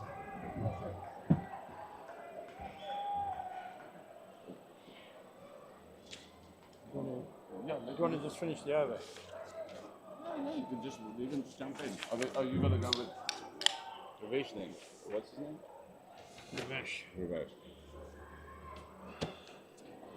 Otherwise, we just keep it the same. Myself and Paula keep going, and you and Ravesh keep going. Doesn't make. Yeah, I think we should split up there. Yeah, because he. Just a friendly reminder. Runs to win is 281. So an extra 50 has been added for the rugby team. The Bulls, they made 230 by themselves, which is pretty impressive, Kola. It is very impressive. I was so impressed with the way they went about those first couple of overs. Looked a little circumspect and then unleashed when the time was right. What a great delivery and even a more impressive run there by Dion Greiling. He is as surprised, I think, as his teammates.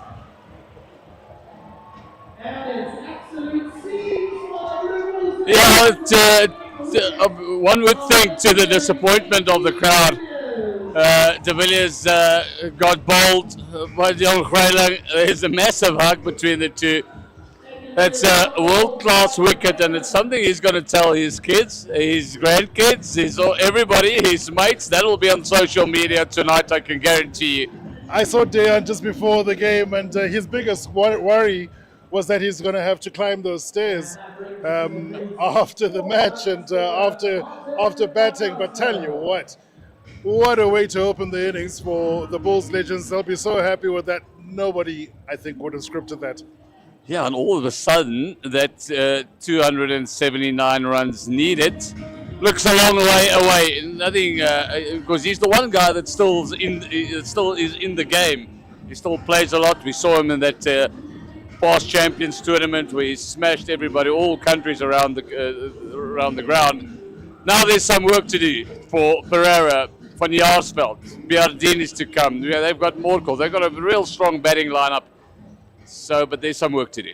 There's some work to do, and they're not really going to have too much time to set themselves. They're going to have to get a cracking and try and up that run rate from early on.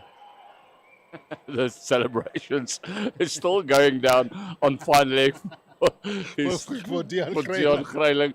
He's got his cap up. Everything is going. Oh, there's a bit of an appeal for that one as well, but no banana. That's a word on Dion Greiling. Unbelievable scrummager back in his day, and Springbok as well. A lot of people will probably remember the end of his career, which didn't end in a great moment. I think we were in New Zealand on the South Island.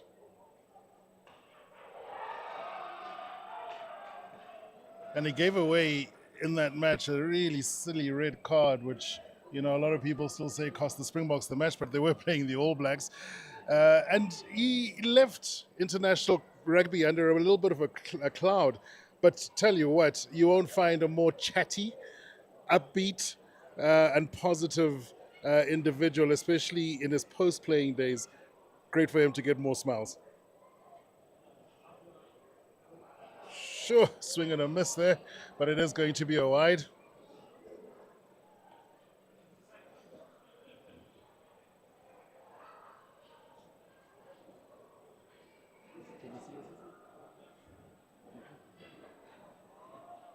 Jaco van der Westhuizen If you ever wondered about his ability, opened the batting, got 85, and opens the bowling, and that's the first boundary. That's maximum for Van Jaarsveld. Gets his tally going. And the way he stepped back to the crease sort of had a little moment of, okay, we mean business now. Yeah, and a reminder, they only get, let's call it half value for the shots. They get the real value. A maximum stays a 6 for the Bulls. It was an 8. Short and wide has always been strong there. I know that because I've bowled a couple there to him, and he will smash you. And just looking at the boundary hasn't changed either. They'll want to cash in on the short boundary because it is fairly easy runs, one would think, for the Titans. Yeah, I remember there was a ladies' game on earlier this morning, and that's the boundaries just stayed constant and stayed the same for everybody. Short and wide again, that's not a good area. It'll be cut off on the boundary, only a single.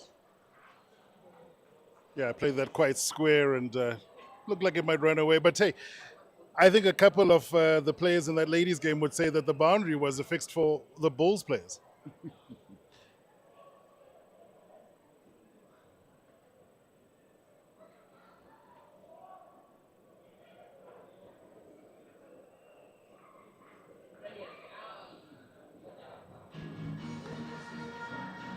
You're talking about Van der Vestes and his batting, but just looking at his bowling action as well there. So comfortable. Right, Avi, a lot was expected from you. What happened out there today? I was intimidating facing up to that guy. It's a lot of meat running in towards you. It's something I never had to deal with back in the day. But he bowled well. He bowled wicket to wicket. That one just nibbled back a little bit off the seam. And he said he prayed last night that he could get me out. So his prayer, it obviously worked. And what do you want to say to the crowd that's filling it out here? Most of them are here to see you, but what do you want to say to them for being out here? No, it's amazing. Thanks to everyone for coming out. Sorry I didn't perform, but we have a big lineup coming. Albie Morkel and the likes, Gerald Dross, they can all hit big sixes. So I still back our boys to cross the line. 280 you guys are chasing? You think you guys, who out there should the fans look up to and say, this is the person that's going to get us across the line? I think Farhan Biardin was here just the other day playing for the Titans, winning games, chasing. And Albie Morkel, I think the big left-hander there from Vereniging, you get some big sixes. Looking forward to watch him swing. Right, thank you, AB. Unfortunately for the crowd, AB didn't deliver the way that we wanted him to, but there's still others to see on the field, so keep on tuning in.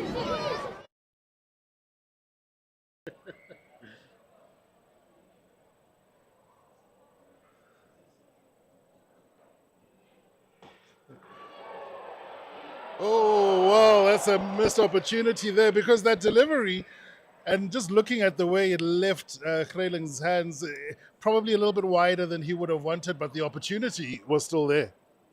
Yeah, flat one out to deep cover. Did all the hard work, but couldn't hold on to it.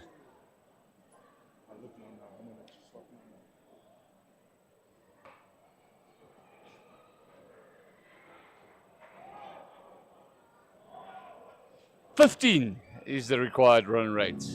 On the dot, so you've got to go some. They are cruising at 7.5, so we're halfway where they need to be. And I was about to say, Greling, besides that wicket, is not really giving away too many boundaries. There's another one which is not going to run away. Yeah, he hasn't given away one boundary. If I can remember, he's got 1 for 5. He should have had 2 for. He'll seriously remind his teammate. He's cost him another wicket. I think it's going to remind both teams after this match.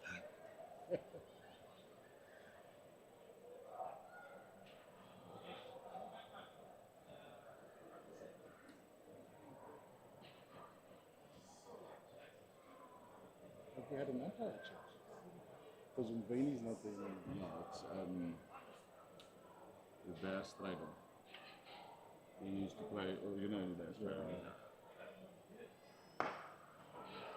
bit more of a connection there, but still, again, Greling keeping the boundaries at bay.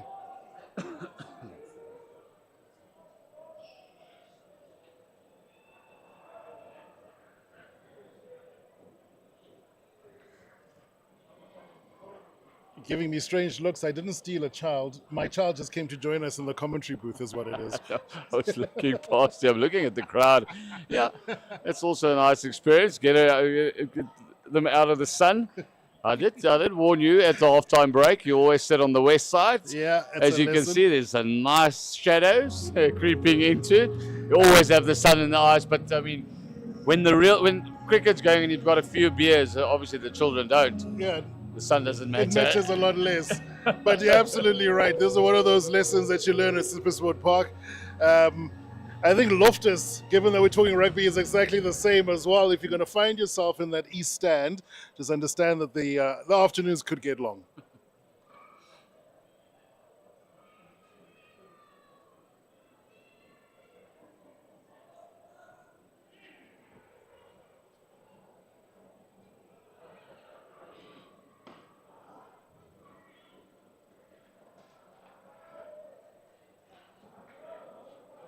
$23 for 1, and that's after 3.1 overs at the moment. Certainly looks like the advantage is the way of the Bulls legends, but who knows how things will change, especially as we get towards the middle overs.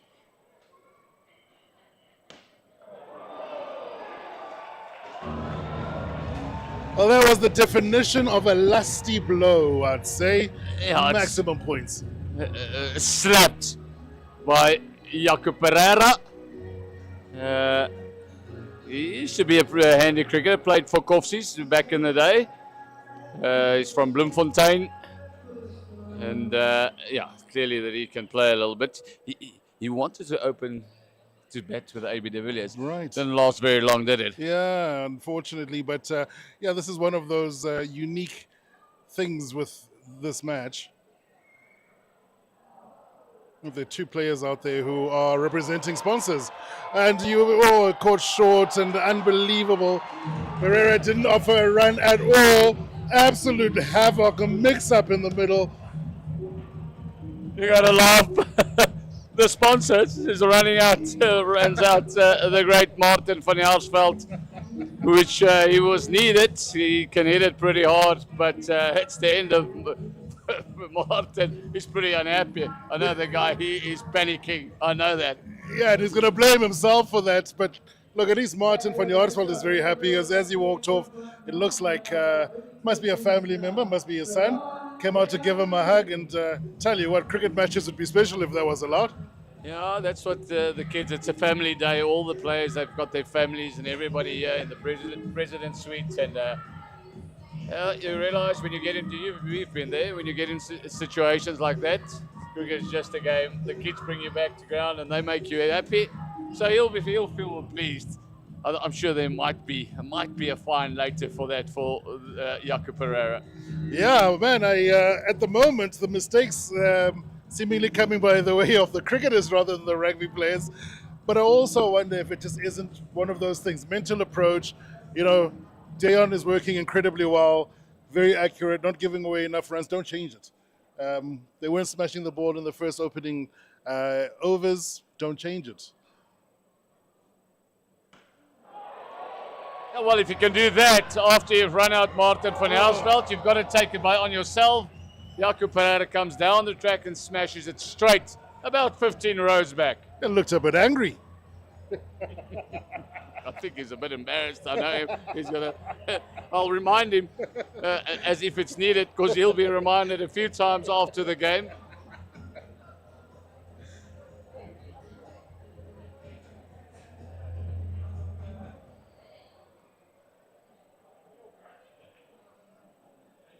And followed up by the single as well. So, yeah, he's not just going to slap it around. I think he'll be circumspect when he needs to be. 36 for 2.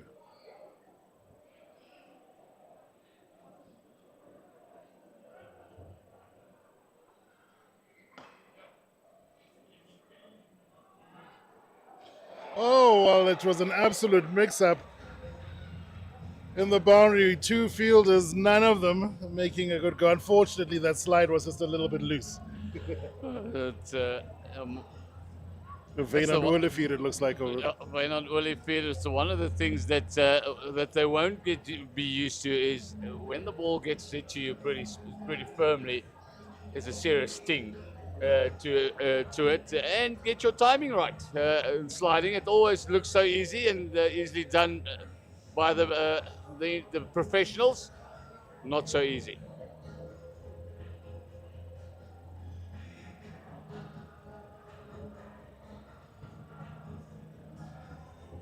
There's a little bit of water going onto the pitch as well, and I don't have a pulse on the actual temperatures, but out in the sun, it's been a pretty warm day in Pretoria. I'm sure not quite licking 30 degrees Celsius, but definitely in the upper 20s. So yeah, that will definitely tell.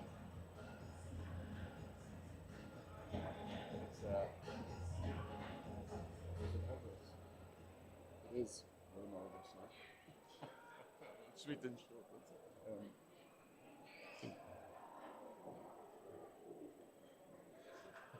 Well, the Bone Collector, Willem Albert's been talking up his game and saying that he's going to have his batting arm ready. That was his first delivery there. We'll see whether or not he can make the magic happen. Loving the headgear. The headgear is pretty cool. Looks like an old school scrum cap. That was what he was wearing during all his social media antics. It's that loose strapping of his, and I mean, he was joking around, but I've seen a couple of matches where, especially in the second half, there's just so much blood and strapping and tape that he's used to this look. Yeah, that look comes from the old Leon Schuster movie, Sweet and Short. I can't remember, don't remember if you know that. The Cowboys was playing against the Makulus. Ek dink die liedjie was Myle op die strand. Myle en Myle se lywe op die strand. That is the one. If you Afrikaans weer, you'll know exactly what we're talking about. It's scary that I remember that. Alberts. And dispatched for the maximum. Very easily done as well. Not quite the devastating bowling performance he was promising us, but you know, not the worst of starts. So far in what we've seen in this innings, Deon Greylan is the magic maker. Yeah, he's bowled his 2 overs for 8 in a game that the team needs 15 and over. He's gone for 4 runs and over, which is fantastic. Albert's his first boundary. Very well played from Pereira, straight down the ground. He likes using his feet, gives him a little bit of momentum. 2 more to come in this over. Oh, and it's going to be more. Oh, wow, it was very nearly caught, but unfortunately, maybe that boundary's a bit short, Johan. What do you say? He caught it, actually. He's done really well, but the momentum has just taken him over the boundary line. You see these days, the professionals, the cricketers are so good with that in releasing it. Obviously, the rugby players hasn't had the chance. That's going to be us. That's 5 overs done, 54 for 2. And it did look like he was going to give it a try as well, but it wasn't to be. Well, with the change in over, also a change in commentary.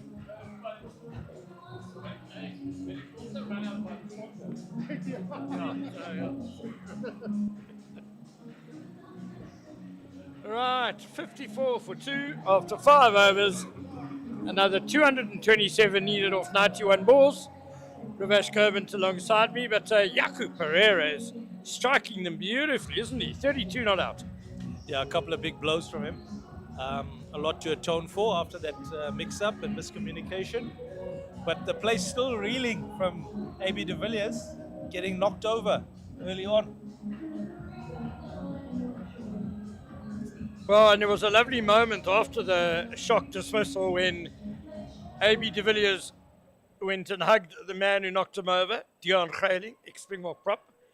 They were at school together at Affies, as Dewald Potgieter has joined the attack. He was a all-rounder for the Dan Pienaar first 11 back in his day, but clearly hasn't bowled for a bit.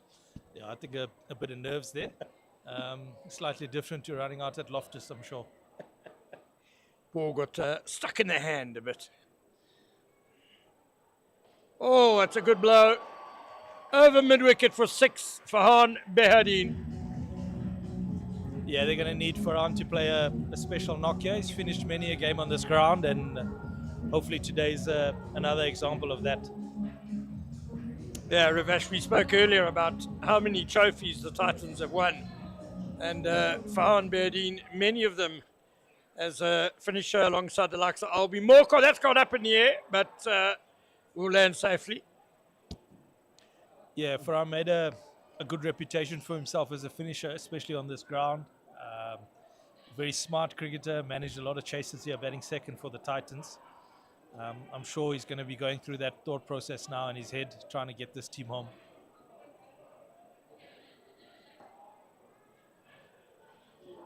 Potgieter's bowling dipping full tosses that are proving a little difficult to get away. I'm pleased to see that there's a deep extra cover for Farhan Behardine. He loves that area, doesn't he? Yeah, those dipping full tosses, a little bit like Lungi Ngidi's slow ball. Very impressive. Yeah, you really have to reach for it and wait for it, did Farhan Behardine there. Just chipped too long off. Yeah, required rate of 15 and over. So they're going to need a few to disappear out the ground pretty soon. But there's a lot of power left in that batting lineup. Can't wait to see it.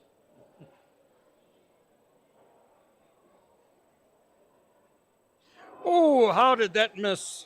Oh, my word.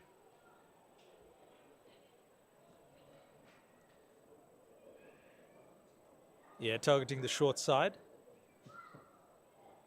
He's played some beautiful strikes, as you said earlier.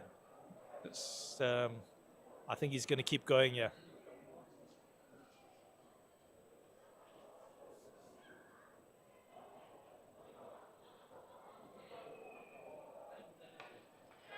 Again, straight up in the air, mid-off. Oh, spilt it. He did the hard work to get there, and then out it went. It's the third catch that the Bulls have dropped. Yeah, unfortunately that's gone down. Made a lot of good ground to get to it, did the hard bit, and then just popped out as the ball got into his hands. They're creating. So I'm sitting here with Shade from Gant, and you know that Gant is a massive sponsor for the Titans and especially for today's game. I just wanted to ask you, what makes Gant so special? No, just being here is special in itself. To be here for the vibe, have a family spirit and the South African spirit as well, and to have the legends come out and spend time and show support is really special. Well, that's pretty epic. And my last question, because I just want to keep this one short. Well, you spoke about the South African spirit. Just take us through what Gant really means for us there. No, well, Gant is a family brand. It's a sporty brand. It brings the preppy look and feel, and it's just all about being together. Well, that's true. Well, talking about class and just being excellent, and that's exactly what Gant represents. Thank you so much for this very quick conversation. Awesome. Give you a high five. Thank you. Awesome.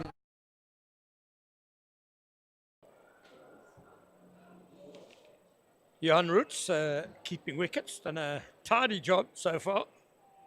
He was that sort of player as well as a fullback, just very seldom made any mistakes. Oh, Behardine has launched this. High and handsome, over, wide, long on for 6. That was impressive. Probably the biggest strike of the day over mid-wicket. Lovely swing from Farhan. I'm sure that'll make him feel a lot better and start to enjoy it now out there. Yeah, he's always been a very sweet timer of the ball, Farhan Behardine. Oh, another catch goes down. It was nicely whipped away. It went quickly to square leg and through the hands. Yeah, that was traveling. Did well to get to it. Just couldn't complete the process. Reynard Gerber. He had good hands for a prop when he was a player. Maybe not so much at square leg when the ball was flying off the blade of Farhan Biardeen. Ooh, not far from off stump. One of them literally wants to ask the crowd a question. Waar is het lekker? And we've got some special birthday message. Hashtag Logan for happy birthday. And then it's your friend Doopy and all your other friends. Doopy! Logan! We're going to say happy birthday to Doopy on 3. 1, 2, 3. Happy birthday! Yes, man.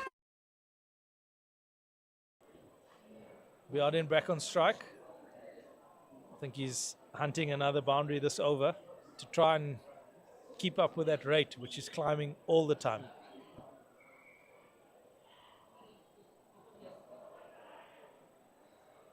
No wide called by umpire Jubair Stradum. I think it was quite lenient, which is understandable.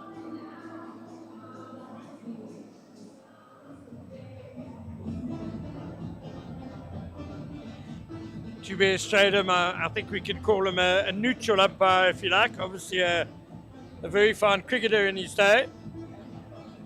Left batsman, but a good rugby player too in his junior days.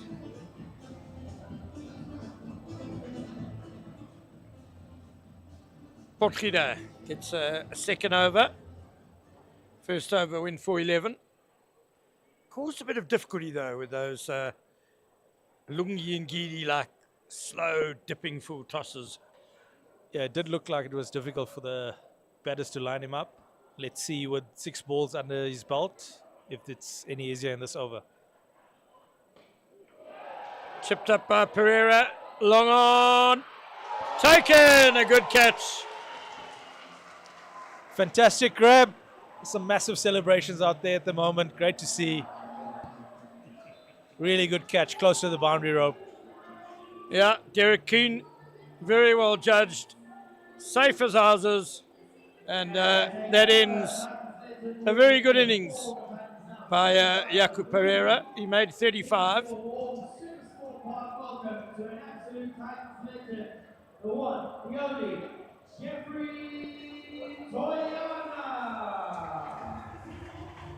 To the crease now, it's Jeff Toyana, dubbed the Soweto Lara. Let's hope we get to see that free-flowing cover drive today from Big Jeff. We see it a lot on social media in sort of staged photographs and things. So I'm interested to see it in real life out here in the middle, under pressure, full house, bulls baying for blood.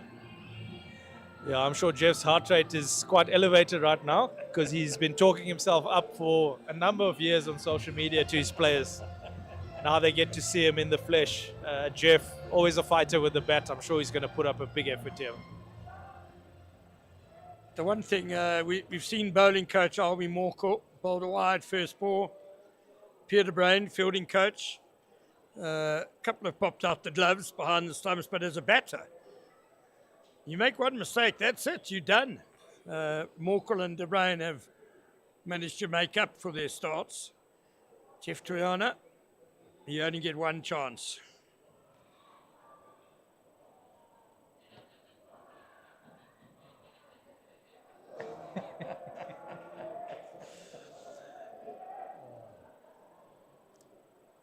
I think he's got away with that as well. Oh, he's given it a wide. Yeah, I think very briefly umpire Fani de Villiers did open and shut the arms.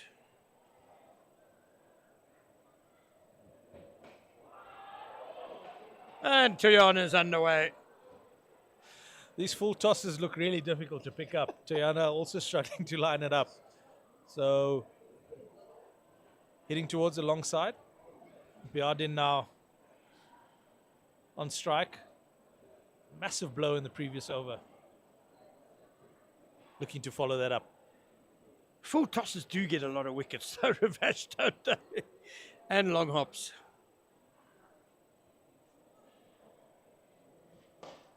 It's in the slot though, straight down the ground. Wonderful strike by Farhan Berdine. Wonderful strike, two beautiful swings. Seems like he's never left the game at the moment, Farhan. Looks like he's enjoying himself out there, having a bit of a chat with the keeper, just explaining what he's done. Oh, he did it, yeah. He, much like A.B. de Villiers and Albie Morkel, guys like that. That's nicely struck towards cow corner, good fielding. Berdine called it quits on his career when you felt he could have still gone on a little bit. Yeah, he did end his career down at Boland, if I'm not mistaken. Now working with the South African Cricketers Association and doing some good work there for the players on the other side of the fence, as it were. That's nicely worked by Jeff Toyana for 1. Yeah, Jeff nicely clipping that into the leg side.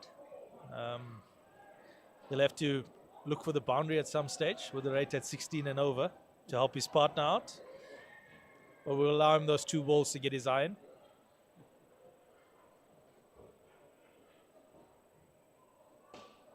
Launched again. High over long on. That's a massive 6. 3/4 of the way up to the dressing rooms. This is good from Beardin, and just the type of over that. So I'm sitting here with Siku. Listen, it is his first Legends match. Tell me how you're feeling. I'm feeling really good today.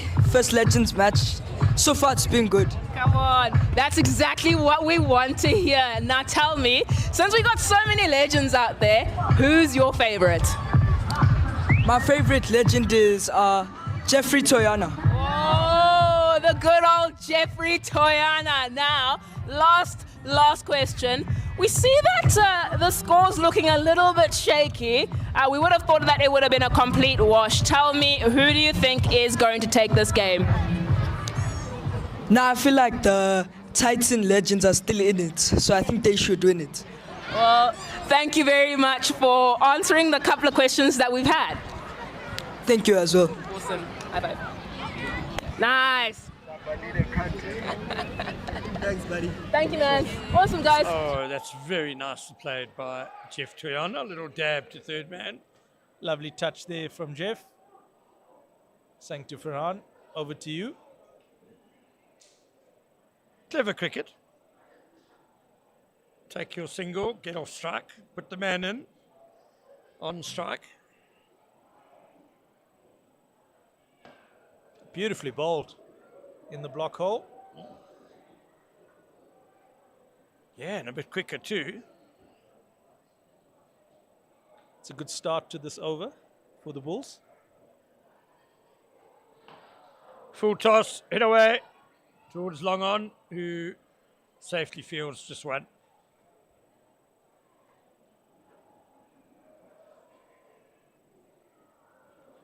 Okay, Jeff needs to be thinking boundary here. Well, I guess maybe the best option is straight back over the bowler's head. There's quite a gap. There's more of a long stop than a fine leg and a deep backward square leg. So maybe, oh yeah, he was going straight. Missed. Yeah, good intent there. But beautifully bowled again. Going for the full one. This has been a fantastic over by Rootman.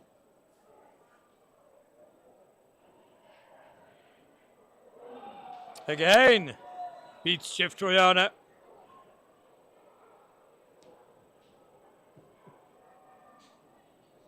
Jeff, hoping that it's not 3 strikes and you're out here.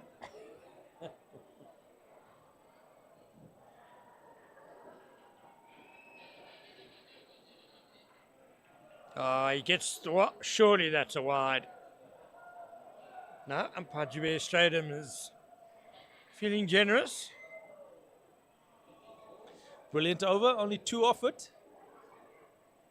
And that required run rate is now over 17. Yeah, with Pablo Escobar himself. Now, Pablo, who is going to take this game? Titans are gonna win. Oh, okay. So you showed me something that we're gonna do together. You said it's a 6. Yeah. So okay, we're gonna do it in 3. Okay. In 3, 2, 1. 6. Awesome. High five, Pablo. Nice.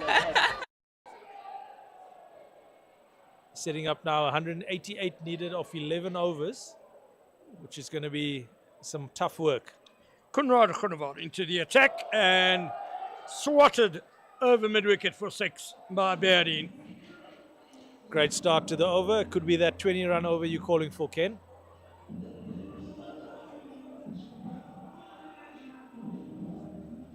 Well, with 14 fielders, you've got to clear them. That's the best way to go about things, I imagine. Yeah, I think that's pretty sound. Let's see what the bowler's response is here.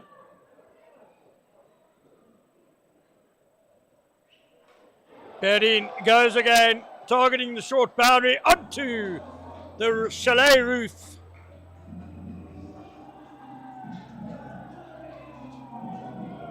Two and 2. Bowler now feeling a bit of pressure. I don't think Behardin's going to be looking for a 1 anytime soon. I think he's going to keep swinging for the fence here. Could be quite entertaining this next few deliveries.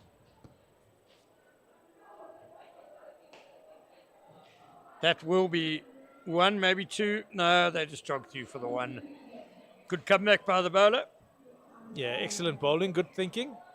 Wide Yorker, keeping it away from the hitting zone of Behardin. Very smart. But you get that wrong, and he's very good at hitting bowlers over extra cover as well. So tough man to bowl to. He has Tuyana now, full toss. Oh, he's missed out there.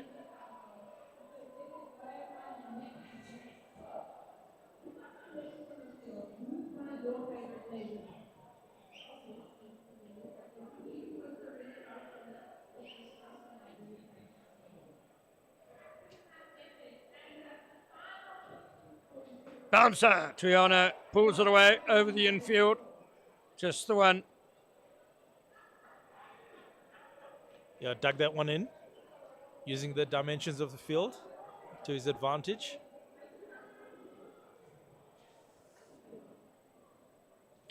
$14 of the over so far. All right, let's see if Berdien can clear the boundary. Oh, high full toss. Might be a no ball. It is a 6. Very well put away. It is a no ball. Yes, it is no ball signaled as well. So 20 off the over now with a ball to come. Free hit. This could be a big over. It's big already. Could be even bigger. Get them set up for these last 10 overs.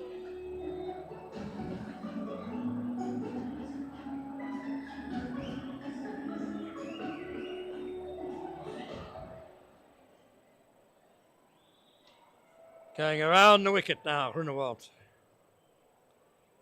A wide.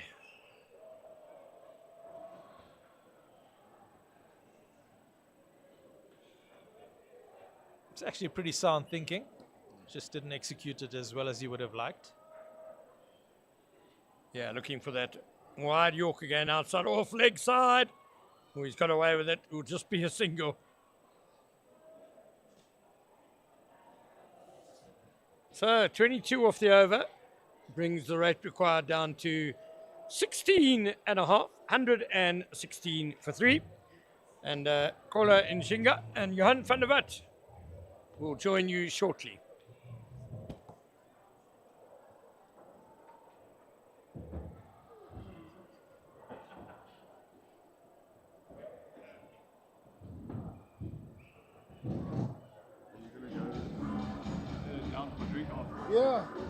Yeah, they're going to be there. Yeah. You're going to take your kids with you? You're going to take your kids with you? Oh, okay. Yeah, okay. No, then I'll bring my other girls, so I'm not rushing. Yeah.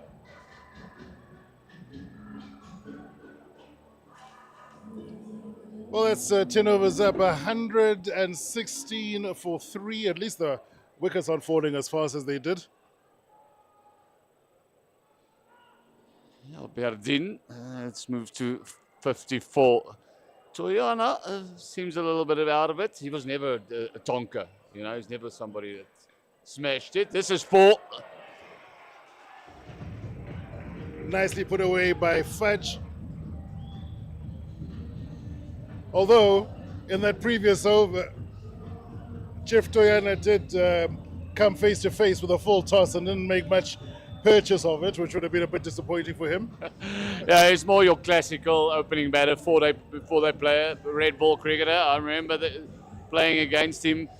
Berdin, obviously, his role for the Proteas was a finisher, and also for the Titans. He did it so many times. He's a fantastic striker of the ball. Like that. Not travelling as far as it should, and it's another wicket, can you believe? 4 down for 120. That's after 10.1 overs, and yeah, I think they would have been relying on Fudge to put some runs on the board, and you're quite right. I sort of equate his batting to very much a Nicky Boyer from back in the day. Like, although Nicky was, I suppose, a little bit more handy with ball in hand, also very adept. I'm with Kaylee and Carla here at the Mitcham activation. I've got a very quick question that I want to ask you guys. Who is your favorite legend? I would say like AB de Villiers. It's been in our household for a long time. Awesome, and yourself? Yeah, also AB de Villiers. That's brilliant. So we got 2 AB fans here. Well, who do you think is going to take the match? Final question. Oh, the Legend Bulls, definitely. I'm rooting for them. I support both, but I really do hope that the Bulls will win this game. Oh, wow. Yeah. Well, you heard it here first, folks. These 2 amazing human beings want the Bulls to take the game. Awesome. Probably born to be a comedian. Yeah, he's bigger than some of these rugby players. He is a huge guy. Used to be ex-captain of the Titans, now facing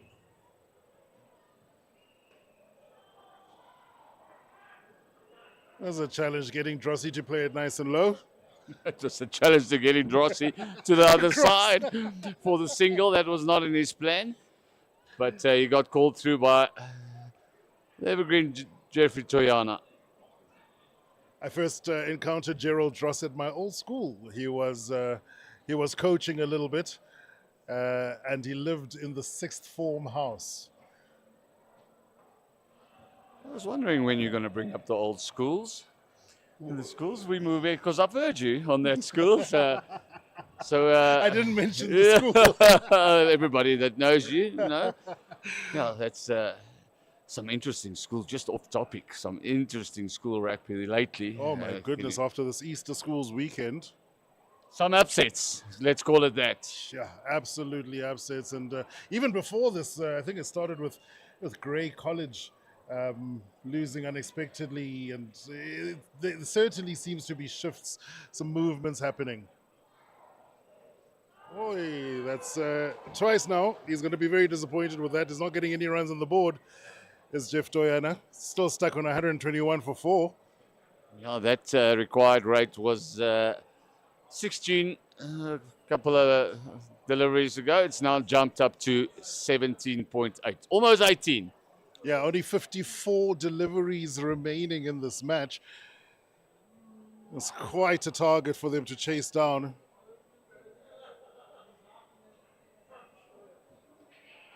But yeah, Gerald Dross coaching cricket. We had a couple of very talented youngsters who played juniors for then Northern Transvaal. We are here with Jaco Pereira, who opened the batting with AB de Villiers. How was it to be out there with your hero, as you said? So last year I batted 3rd, and my dream was to bat with AB. And AB opened the batting, and then when I went in on 3, he batted 4th. When I went in on 3, I went out, so I never got the chance. So I actually asked Jigs if I can please bat with AB this year. So he organised for me to open this year. So at least I batted with my hero. And how is it being here at this game? You are now at the legendary Castle Corner, but how is it being here, seeing the crowd, seeing all the former Blue Bulls players and the Titans players? Yeah, you know, it's a beautiful Sunday here in Pretoria. The weather is holding for us. To see all the especially the kids out here supporting AB de Villiers and all the Bulls. It's really unbelievable to be here, and I'm really proud of the crowd that's come out. It's actually a very lucky crowd. The women played well as well. Unfortunately, they lost right at the end there, but I think it's a wonderful day, and I hope it can continue for a while. SAB will continue supporting this day. And you just look at the game, the atmosphere and everything, 40 years of celebrating SuperSport Park. What are the fond memories that you have of SuperSport Park? My memories are all Test cricket over December, having castles here from when I was a student. Grew up on these grass banks, grew up here, had a few at Castle Corner. So this is an incredible ground. I think it's one of the best grounds in the country. It's just a beautiful atmosphere, and Jock and Jigs does so much effort to make this day a success. And this union is just very strong, and they're very good to their sponsors as well as their players and staff. Right, thank you very much, Jaco Pereira. Opened the batting a little bit earlier. Unfortunately lost his hero, but then he went on to score 35 runs. That is Jaco Pereira. Thank you. Cheers, man. Thank you. Cheers, guys. I think Jeffrey Toyana will be as relieved as anything to finally have his afternoon over. It's a very good catch. It's a healthy edge taken by the wicket keeper. Yeah, it really was high up and pretty far to the left. Some ways to go for the Titans. Required rate 18. They are cruising at 11 runs and over. It's that wicket of AB early on by Dion Greiling just put them behind the 8 ball a little bit. Yeah, I never thought I'd hear somebody confirm that 11 per over is not good enough. That's a very big cheer for one of the local heroes, a local legend in Albie Morkel. Yeah, this place and many of the older spectators here have seen him dispatch a few at SuperSport Park. He's hurt a lot of bowling lineups in the past. He's the left-hander, the bulky strong Albie Morkel.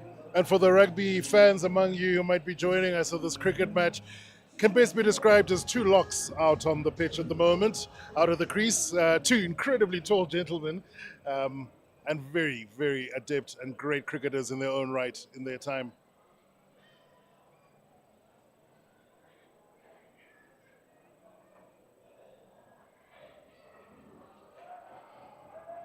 Don't know if there was purposely a slower delivery, but Albie really sort of had to wait for it.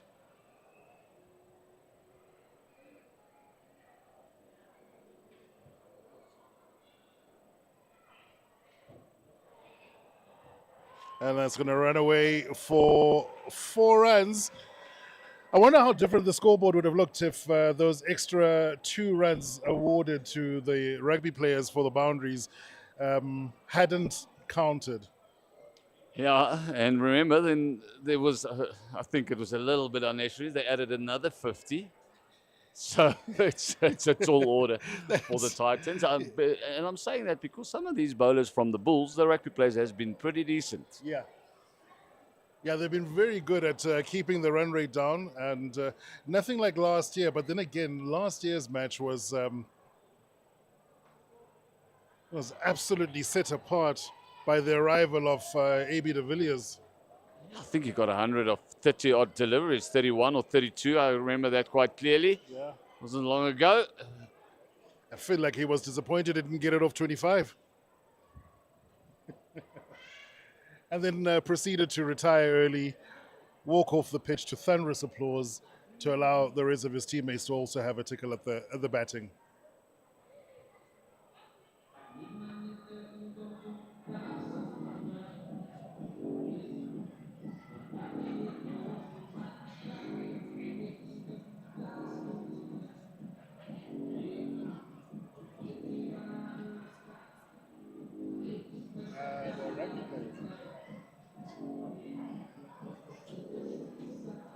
Never thought I'd be saying this. My little daughter sitting right there next to me looked up and said, "Who's winning?"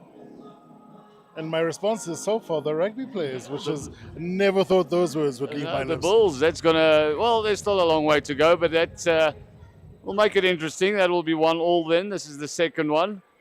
Again, so well bowled. But I have to agree with you. At this stage, Bulls are favourite. Let's go. Okay, so I'm with the cricketers of tomorrow, and I've got a couple of questions to ask my favorite human beings that I've literally just met now. Now, who is your favorite legend? Jaco Barata. And you? AB de Villiers. AB de Villiers. AB de Villiers. And AB de Villiers. Well, and that's it. They are our favorite players.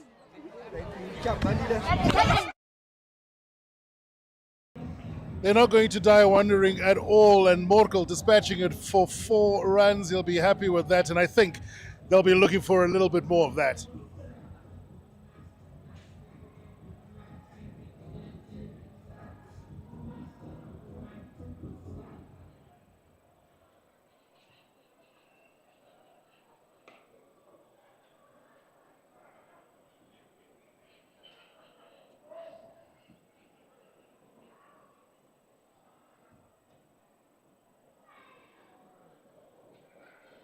And I think we'll also have a couple of chats after this match, Johan, as to whether or not the handicap that was awarded the former Bulls players or the Bulls legends will remain the same going into year 3. I do agree. I think the extra 2 for the boundaries, I think, yeah, I think I'm happy with. There's, I think that's going to stay, but just handing them 50 runs, you still had to work for those extra 2s. You still got to hit the boundary, but handing them the 2 was probably an extra step that wasn't needed. But trial and error. If you don't bring in something like that to Tyson, it could be one-sided. But getting the balance right is probably the main thing that they will look at. Yeah, I'd also be very, very keen. I mentioned it in the build-up to this, to see a mixed team, and maybe there's a limit in the number of professional cricketers you can have on either side. And then you mentioned something about a game of touch rugby. I think that's for a warm-up. I think tackle won't happen because there's some big boys, but a good game of touch for warm-up rugby against cricket will be interesting. Makes it fair. Play them. You know, this is, as I said, this is unfamiliar territory for most of these rugby players. Yeah. But the levels of fitness you're demanding are unrealistic. I know you coach and everything, but goodness.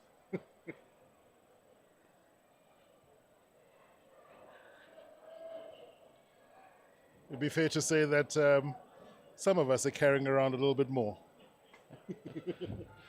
Yeah, every year when you come back and you see your old enemies or ex-players compete, you see a little bit of extra.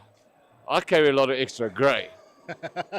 Maybe not the weight, but a lot of grey. I'm getting greyer by the day. You say this, but I recall you on the field playing, and there was already a couple of there were tinges of grey. Yeah, those are called metallic, but they've turned into grey. Oh, come on, we call it silver. Yeah.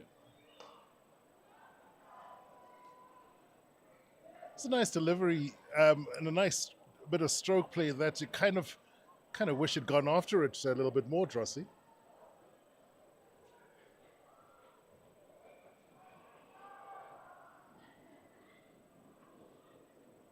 Oh, bit of a shout there, but not quite sure. Wicketkeeper slipping. And this is also something unique that you don't ever see at cricket matches, is the kids playing on the actual field while the game is on. A couple wielding a cricket ball, cricket bat, rugby ball on the far side. It really is very, very family oriented. I love this. Yeah, it's the youngsters of the players, the rugby players and the cricketers. There is some space between the boundary and the boundary boards, so there's some space for, interesting, some kicking around a rugby ball, and some has got the cricket bat in hand. And you can see the skills levels are not too bad. Must run in the family.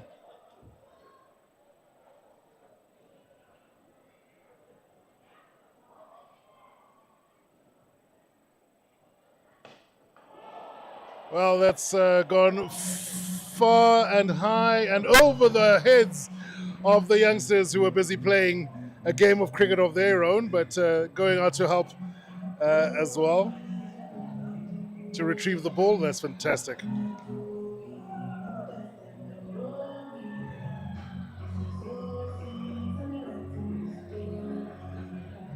Needed with a required rate of touching 22. It's Kola sitting next to me, and there's a lot of head shakes going around. I get the feeling you don't think they're going to make it. I'm starting to lose a little bit of faith, should we say? Just a little. Yeah, the crowd would say bring back AB, give him another chance. Yeah, we've been lucky today with the weather. There was some rain predicted, but we have been lucky, which is great for this family day. That's skewered off the side of the bat, and that'll be a disappointing end.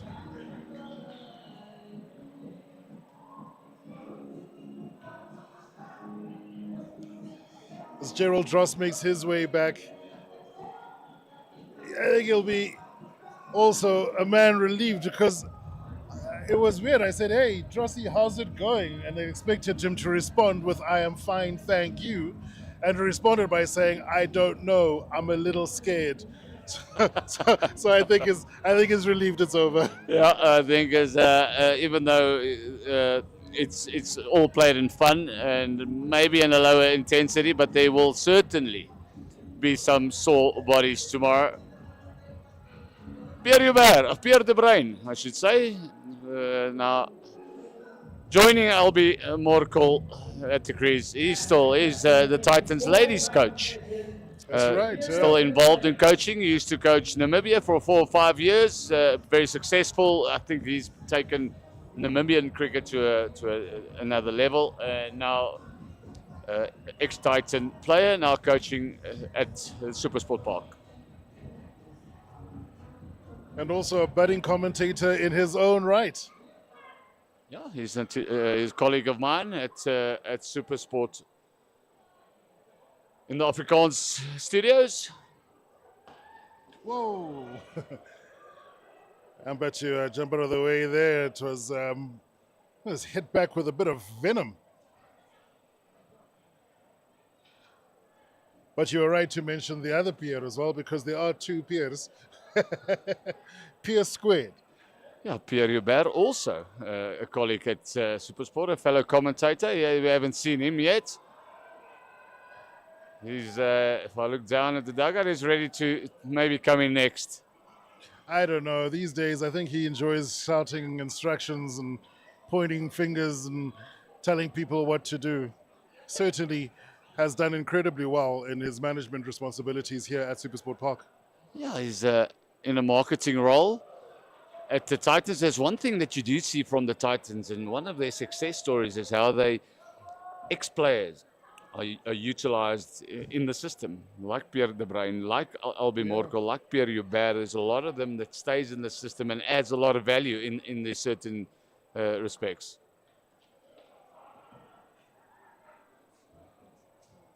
Yeah, I love that that it feels like home for those who no longer necessarily play for the team. I know you enjoy being here, just coming out, and even for days like this where it's not necessarily serious cricket, in inverted commas, but just to be part of what was part of your life for such a long time. Yeah, it's something that's been in your blood. I'm still involved in cricket. It's something that you can't get out of your system. This wonderful game that we love. Two of the wonderful games, rugby and cricket. As South Africans, we're fanatics about sport, and these are 2 of the big ones. Morne Steyn got his first wicket.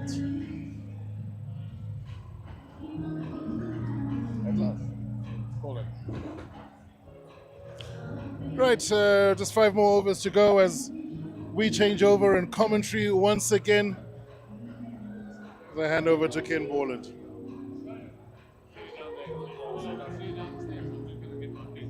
Yeah, I'll probably have to go fetch my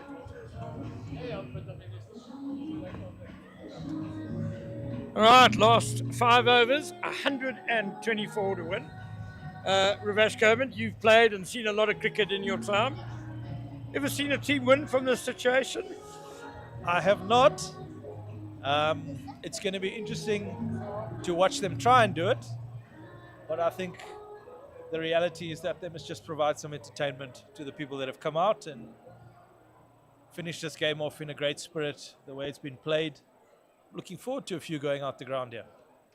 Well, the two cricketers at the crease are perhaps the ideal pair. There's probably never been a more determined cricketer than Pierre de Bruin.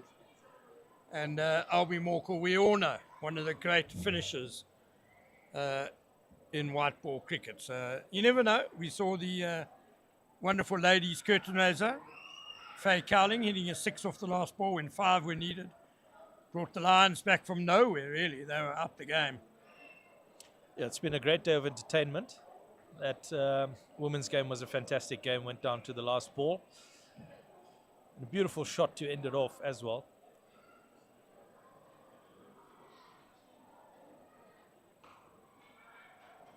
Oh, it's hit hard by De Bruin and Misfield. Will they get 2? No, they settle for 1. Yeah, I know from chatting to Pierre over the last few weeks, his goal is to just get 1 6 today. He says if he gets 1 onto the bank, it's going to make his day. Maybe now. There it is. There it is. Up to the bank. But it's Albie Morkel, not Pierre de Bruin. That is power from Albie in his favoured mid-wicket region. Yeah, don't drop short to him. But it's a bit like a golfer, isn't it, Ravesh? You could be having a terrible round, and it's just that one that you hit flush, that one lovely shot that brings you back for more. Morkel goes again, long on. Gary Buda, no. Just couldn't get there. It was a valiant effort. 2 6s in a row. 2 6s. Nice little charge here from Morkel. He's found his range now, found his swing.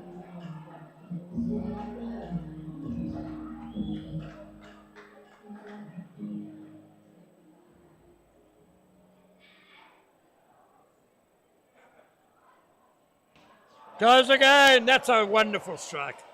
Clean as a whistle into the pool. No. Just to the right of the swimming pool. 3 in a row. 3 really pure strikes. I'll be rolling back the years here.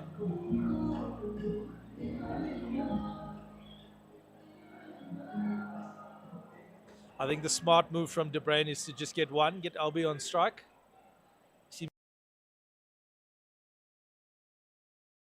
103 needed now.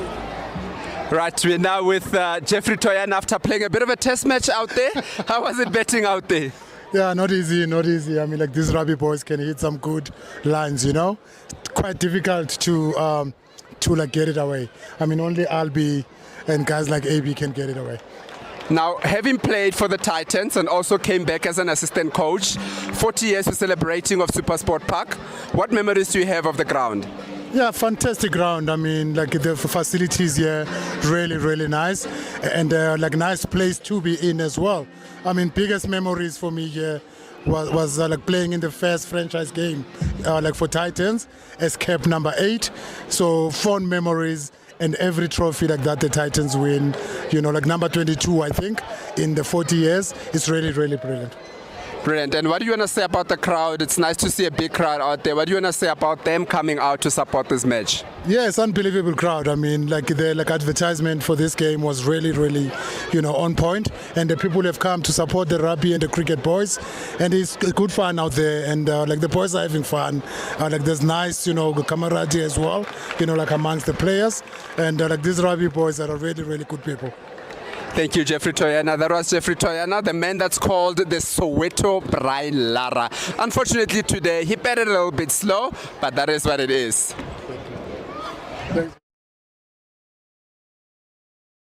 Of him at the moment.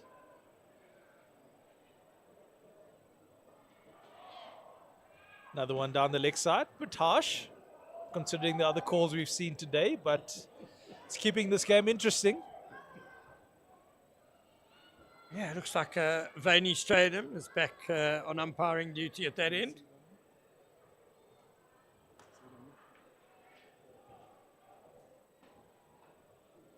The full toss.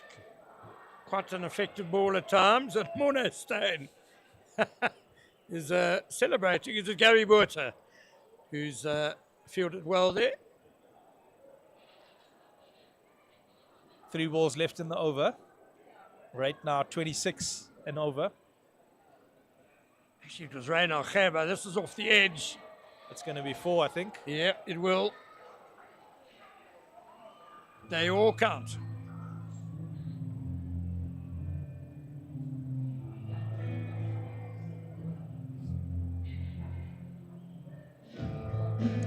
End of the over. So another good over. Yeah, with Linton and listen, it's been a beautiful game of cricket. The sun is starting to go down. Tell me, what do you think of the game so far? I know it's been a good day out. Nice, good fun day out. Yeah, so it's been a really good time, good way to spend the Sunday afternoon as well. Fantastic, that's really brilliant. And tell me, it's Legends game, so we've got some big names out there. Which name did you come out here to see? Today we came specifically to see Mr. 360, A.B. de Villiers. Just a pity that our experience was short-lived at the batting crease today. So yeah, but I mean it's fun to see some of the other rugby legends as well. That some of them we grew up watching as well. So yeah. Yeah, it unfortunately is the game of cricket. And given the score at the moment, who do you think is going to take it? I think the Bulls legends are going to take it. Wow. We're making a joke, well, obviously off camera, that remember rugby players have actually won a World Cup. So the winning spirit is there. Rugby players have won that World Cup, and that's it from us here at the stands. Awesome, thank you very much. Yeah, that's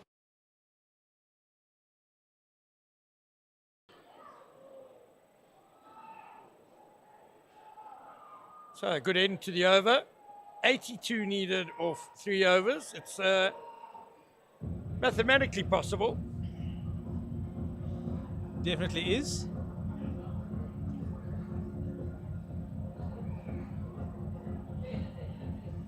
Just got to swing for the rafters, don't you? Boundary every ball.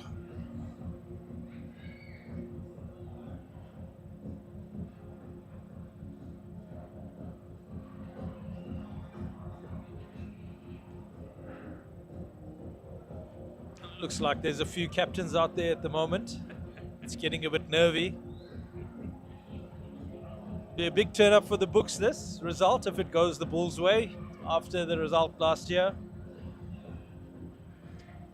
Well, it's a bit like horse racing, where sometimes they say the stewards got the handicapping a bit wrong. The Titans legends, I think, will be saying that.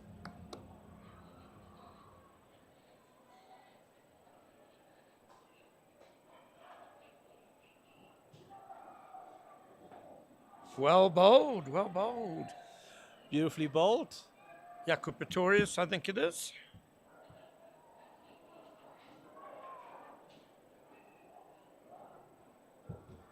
Yeah, the former Springbok centre and wing. Oh, that's a full toss, and Albie Morkel is going for the swimming pool again. Just missed. It's another good strike. The amount of bowlers the Bulls have used is no space left on the scoreboard. So we've got to rely on Ken's keen eye. 200 comes up for the Titans. 76 required of 16 balls. Oh, even without the handicap, 232 would have been the total. That'll. Oh, that's it so hard by Albie Morkel. Wonderful timing. Yeah, hit quite hard. There's a few kids playing on the boundary edge here. They need to be watching the game, I think. Very nonchalantly collected by the kid with the bat. Let's see what name he's got on his shirt. See whose son he is. Morkel down the wicket again. This time over, log off, deep into the crowd. I'll be peppering these boundaries now. He's found his timing. Making a nice late charge here. A couple more out the ground. This could get interesting. It's AB's kids down there. Yeah, he should have no problem fielding it if it comes his way. You can just see someone who's at ease with the ball. So, Morko launching. He's got it down to 66 to win. That's going to be a wide. That's a wide. Nice early call from umpire de Villiers this time.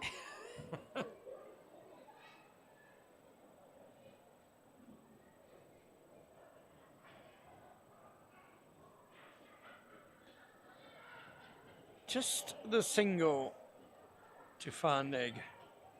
Speaking of horse racing, Ravesh, were you around playing for KwaZulu-Natal as it was then when they bought a racehorse? I was definitely around. I don't think we should discuss it any further, but I did hear the rumors. Quite an interesting investment strategy for a cricket union. That's a full toss, wonderfully deposited. Pierre de Bruin has his 6 onto the bank. There it goes, and that's a happy man. Into the action, Pierre de Bruin wanted his 6 onto the bank, and duly obliged. 58, required of 12 now. And well, we saw a 6. All right, we're here with Tony, who's been sitting in the same seat here at SuperSport Park for 13 years. What do you want to say about today? Oh, it's been a brilliant day. The women played well this morning. This game's been very entertaining. It's a pleasure watching it. It's no pressure. And what is it that keeps you coming back to this stadium? I mean, 13 years, one seat. What is it that keeps you coming back? The love of my side, the Titans, and then obviously the love of cricket. It's an amazing game. And in the 40 years that SuperSport Park has existed, what are the most fond memories that you can think of? Oh, there's so many, because I started watching when the stadium opened with my kids. So I've been watching on and off for the past 40 years, as you say. And yeah, I've had some memories. Plenty in the old chalets that used to be the wooden chalets. I worked there for the 3-4 seasons. Well, I think the fondest memories is speaking to some of the Protea players those years already. It was actually very, very nice. And I hope you don't say AB, but who has been your favorite player to watch play here at SuperSport Park? There are a couple. Albie Morkel, for one. Then obviously one of my all-time favorites, Fajiberdin. There are a few of them. I can't remember them all. At this stage, let's use in the Titan side at this stage that we really like. Fani de Villiers, obviously. Fani played for the club that my kids were involved with, Villagers Cricket Club. That's where I met him. So yes, he's another one of my favourite guys. Then looking at all the Albania, Gerald Dross, all those guys, it was good to watch them play when they're playing. But those are the good guys. Those were the good guys. Right, thank you, Tony. That is Tony. 13 years he's been sitting in this exact same seat. But for 40 years he's been coming to SuperSport Park to watch the game because he loves the game and he's got so many favorites that we can talk about. So if you want to be like Tony and enjoy 13 years, you can also do that. Wonderful place to be at, wonderful place to come and watch cricket. Place to be at. Over that he has now, the game's pretty much done and dusted. From what he's done in the 4 balls that he has bowled. So Pierre de Bruin back on strike. He's hit so well through the covers today as Pierre de Bruin. But yeah, he's got another boundary through there. This has been a pretty impressive partnership, 79 from these two. Pierre de Bruin again. Good timing through the cover area.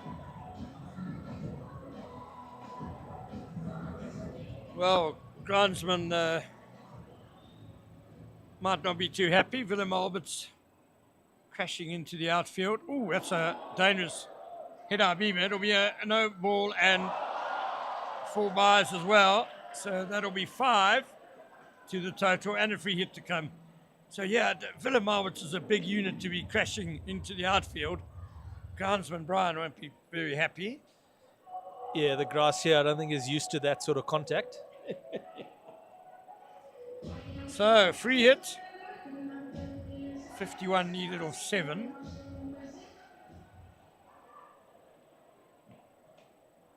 That's 4. 4 more through the offside.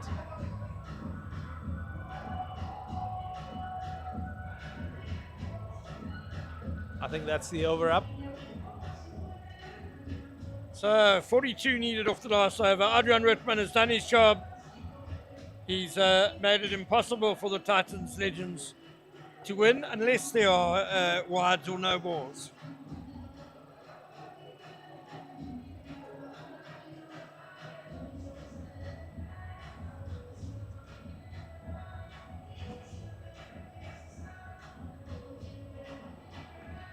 Perhaps Dejan Grayling should bowl the final over. Yeah, it's going to be interesting to see who they give it to. Well, I mean, he set the tone up front, knocking over AB de Villiers for just a single. I'm sure that story is going to be told for many, many years to come around the fire.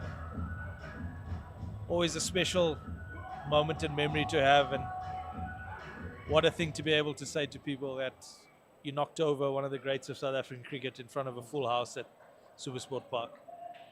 And I've no doubt AB de Villiers was taking it very seriously.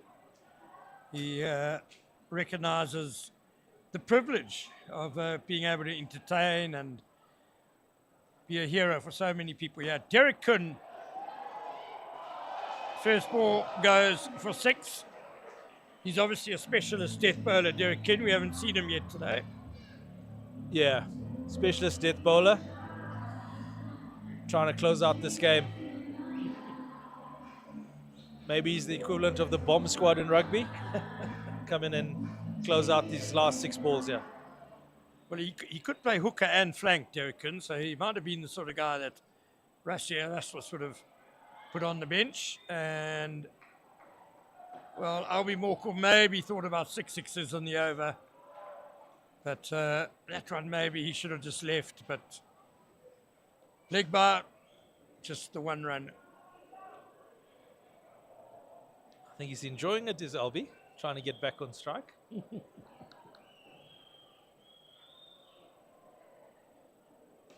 Oh, it's a lovely hit by Pierre de Brain. Launched over mid-wicket for 6. That's his area. Bringing that bottom man into play. Great strike from Pierre de Brain. It was almost just a nudge, wasn't it? He didn't overhit it. He just gave it a little flick.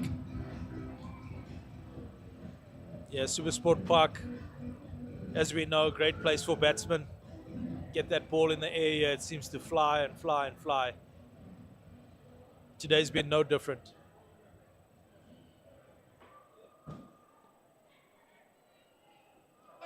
That could be a free hit. It's 6 as well.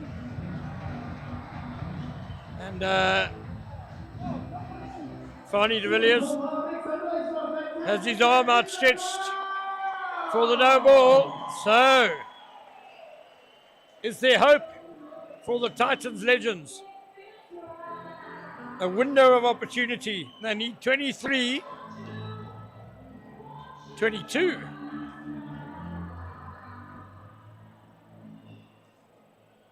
So the scoreboard is showing 3 balls left, but I think that was the 3rd ball of the over. So it's, yeah, well, free hit and then 3 to come, isn't it? He's a free hit. As long as he keeps it simple, he should be okay. And if you give it out, I don't think there was ever really an appeal.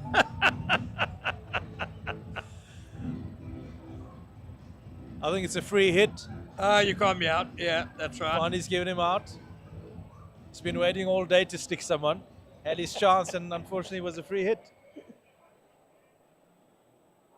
Right, I'll be Morkel back on strike.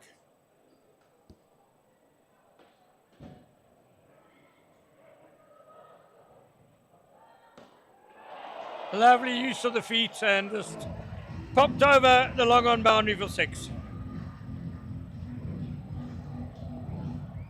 Some really good striking here from LB. 15 needed of one ball. Shades of 1992 maybe, Ken? Yeah. No one wants to really remember that occasion when the weather really messed things up, but we've had a beautiful day here at SuperSport Park, and Albie Morkel just clears the boundary with such ease, doesn't he? It's just languid. He's never looks in a rush, does Albie Morkel. Yeah, I think he's just reminded us today why he was so sought after as a white ball specialist for all those years. Yeah, very useful bowler. Swing it up front. And what a punishing hitter at the death as well. Here we go. Last ball. Kuhn must just not overstep or bowl it too high. Up in the air, Albie Morkel. Long on and taken. Is Fani de Villiers signalling a no ball here? What is... Well, there's a bit of a debate going on. Yes, it's going to be a no ball and a free hit.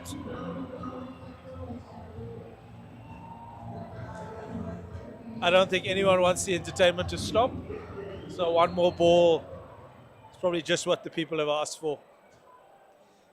Good catch by Adrian Rootman, running in nicely along the boundary there, but unfortunately it doesn't count. So that should now be... they didn't run. 13 needed off the last ball. Oh, hit along the ground very hard. Jaco Pretorius will field. And that will be that. Well, what rich entertainment we've had. Ravesh Govind, the Bulls legends have won this game by 13 runs. Wonderful day out, as you say. Rich entertainment for everyone that's come out. It's been some really good cricket on display as well. And I think a fair result at the end of the day. I'm sure everyone enjoyed it. The guys that played especially. And I'm sure that there'll be a few stories shared over a cold one in a couple of minutes by both these teams. Yeah, lovely to see such a good crowd in at SuperSport Park as the season starts to draw to a close here in Centurion. Don't forget there's still the T10 Metro Cup to be played next weekend. Proteas women have a big test series against India coming up, so there's still a bit more cricket to enjoy, but today has been one of the highlights of the season. Just a wonderful day of camaraderie and a fitting celebration of 40 years of SuperSport Park. So a very big thank you to Titans Cricket for the opportunity to broadcast this game, to Ravesh Govind, Johan van der Walt and Kola Nshinga for sharing the mic today. And from myself, Ken Borland, it's a very good afternoon. Thank you, Ken. Thanks, Ravesh. Thank you. Thank you. You're welcome anytime, mate. Yeah, that was fun. Very good, yeah. Oh, sure. It goes quickly, eh? You realize It does, like, yeah. when you commentate, it's like that's flown by. Yeah, no, 5 overs is like a... Yeah. Entertaining day. Yeah. Nice to see guys like Albie and Fudgy and Pierre. Still got it. Let's stay for a bit now. Give yourself an hour. Yeah.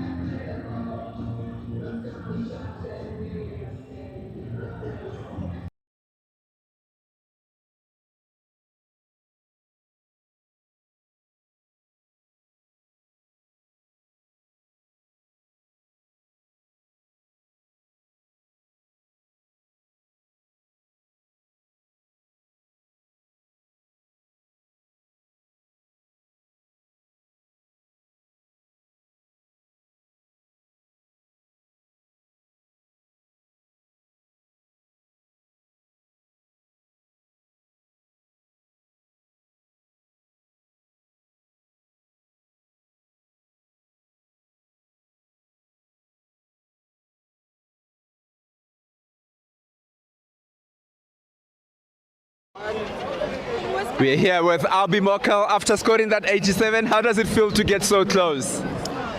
I think we gave him 50 runs too many. But yeah, it was good. Obviously struggled a little bit in the beginning. You know, we don't play cricket that often, and then towards the end sort of started to strike a few. But it was good fun out there. And how was it obviously playing in front of a full crowd again here at SuperSport Park? Yeah, it's amazing. I mean, this is a celebration of cricket, really. You know, all the rugby boys, they're keen cricketers. Possibly most of them played at school, so to play against them on this wonderful ground, you know, it's a privilege, and I think everyone enjoyed it. 40 years, we're celebrating SuperSport Park. You and your brother have played at this ground. What are the fond memories that you have of SuperSport Park? I think I worked out the other day that off that 40 years, I've been here for 20 years. So half of that. No, I mean, it's just an amazing place to play cricket as a professional. You know, the way Jacques and his staff run things off the field, you know, as a player, you can just focus on the game. Obviously, in that time, we won quite a bit of trophies, so that will always be in the memory bank. Last question, do you think you retired too early? No. I mean, those 2 overs I bowled, I mean, I won't be able to walk tomorrow, so I think I'm okay. Thank you, Albie. That was Albie Mokel after providing us with some good entertainment out here, almost getting Titans to the end. He reckons that the Titans gave 50 runs too much. I don't know where those 50 runs came from, but that's what it is.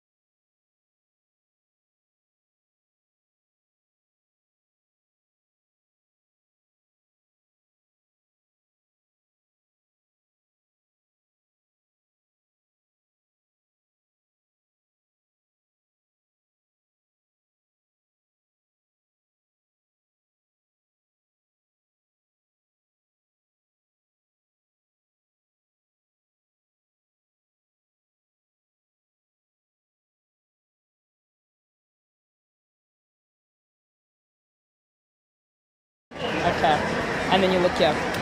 All right, so you took your one-handed catch. Talk me through how you did it. Well, I was sitting and the ball just came and I just saw it and I just catched it. I didn't even expect me to catch it. It was so surprising. I was so amazed. very amazing. Wow, man, that's an absolutely incredible. Most players can't even catch it with two hands sometimes. We know that they do drop catches, and you did it with one hand, so congratulations to you. I just wanted to ask you quickly, who was your favorite legend? AB de Villiers. Oh, that is pretty epic. Now, I want to just do one last thing for you. Congratulations. You've won yourself 3,000 Rand for taking that one-handed catch.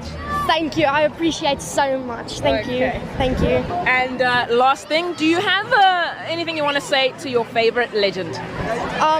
I look up to you very much, and I want to succeed like you one day. Okay, thank you very much, and that's it from the fans' perspective here at this beautiful game.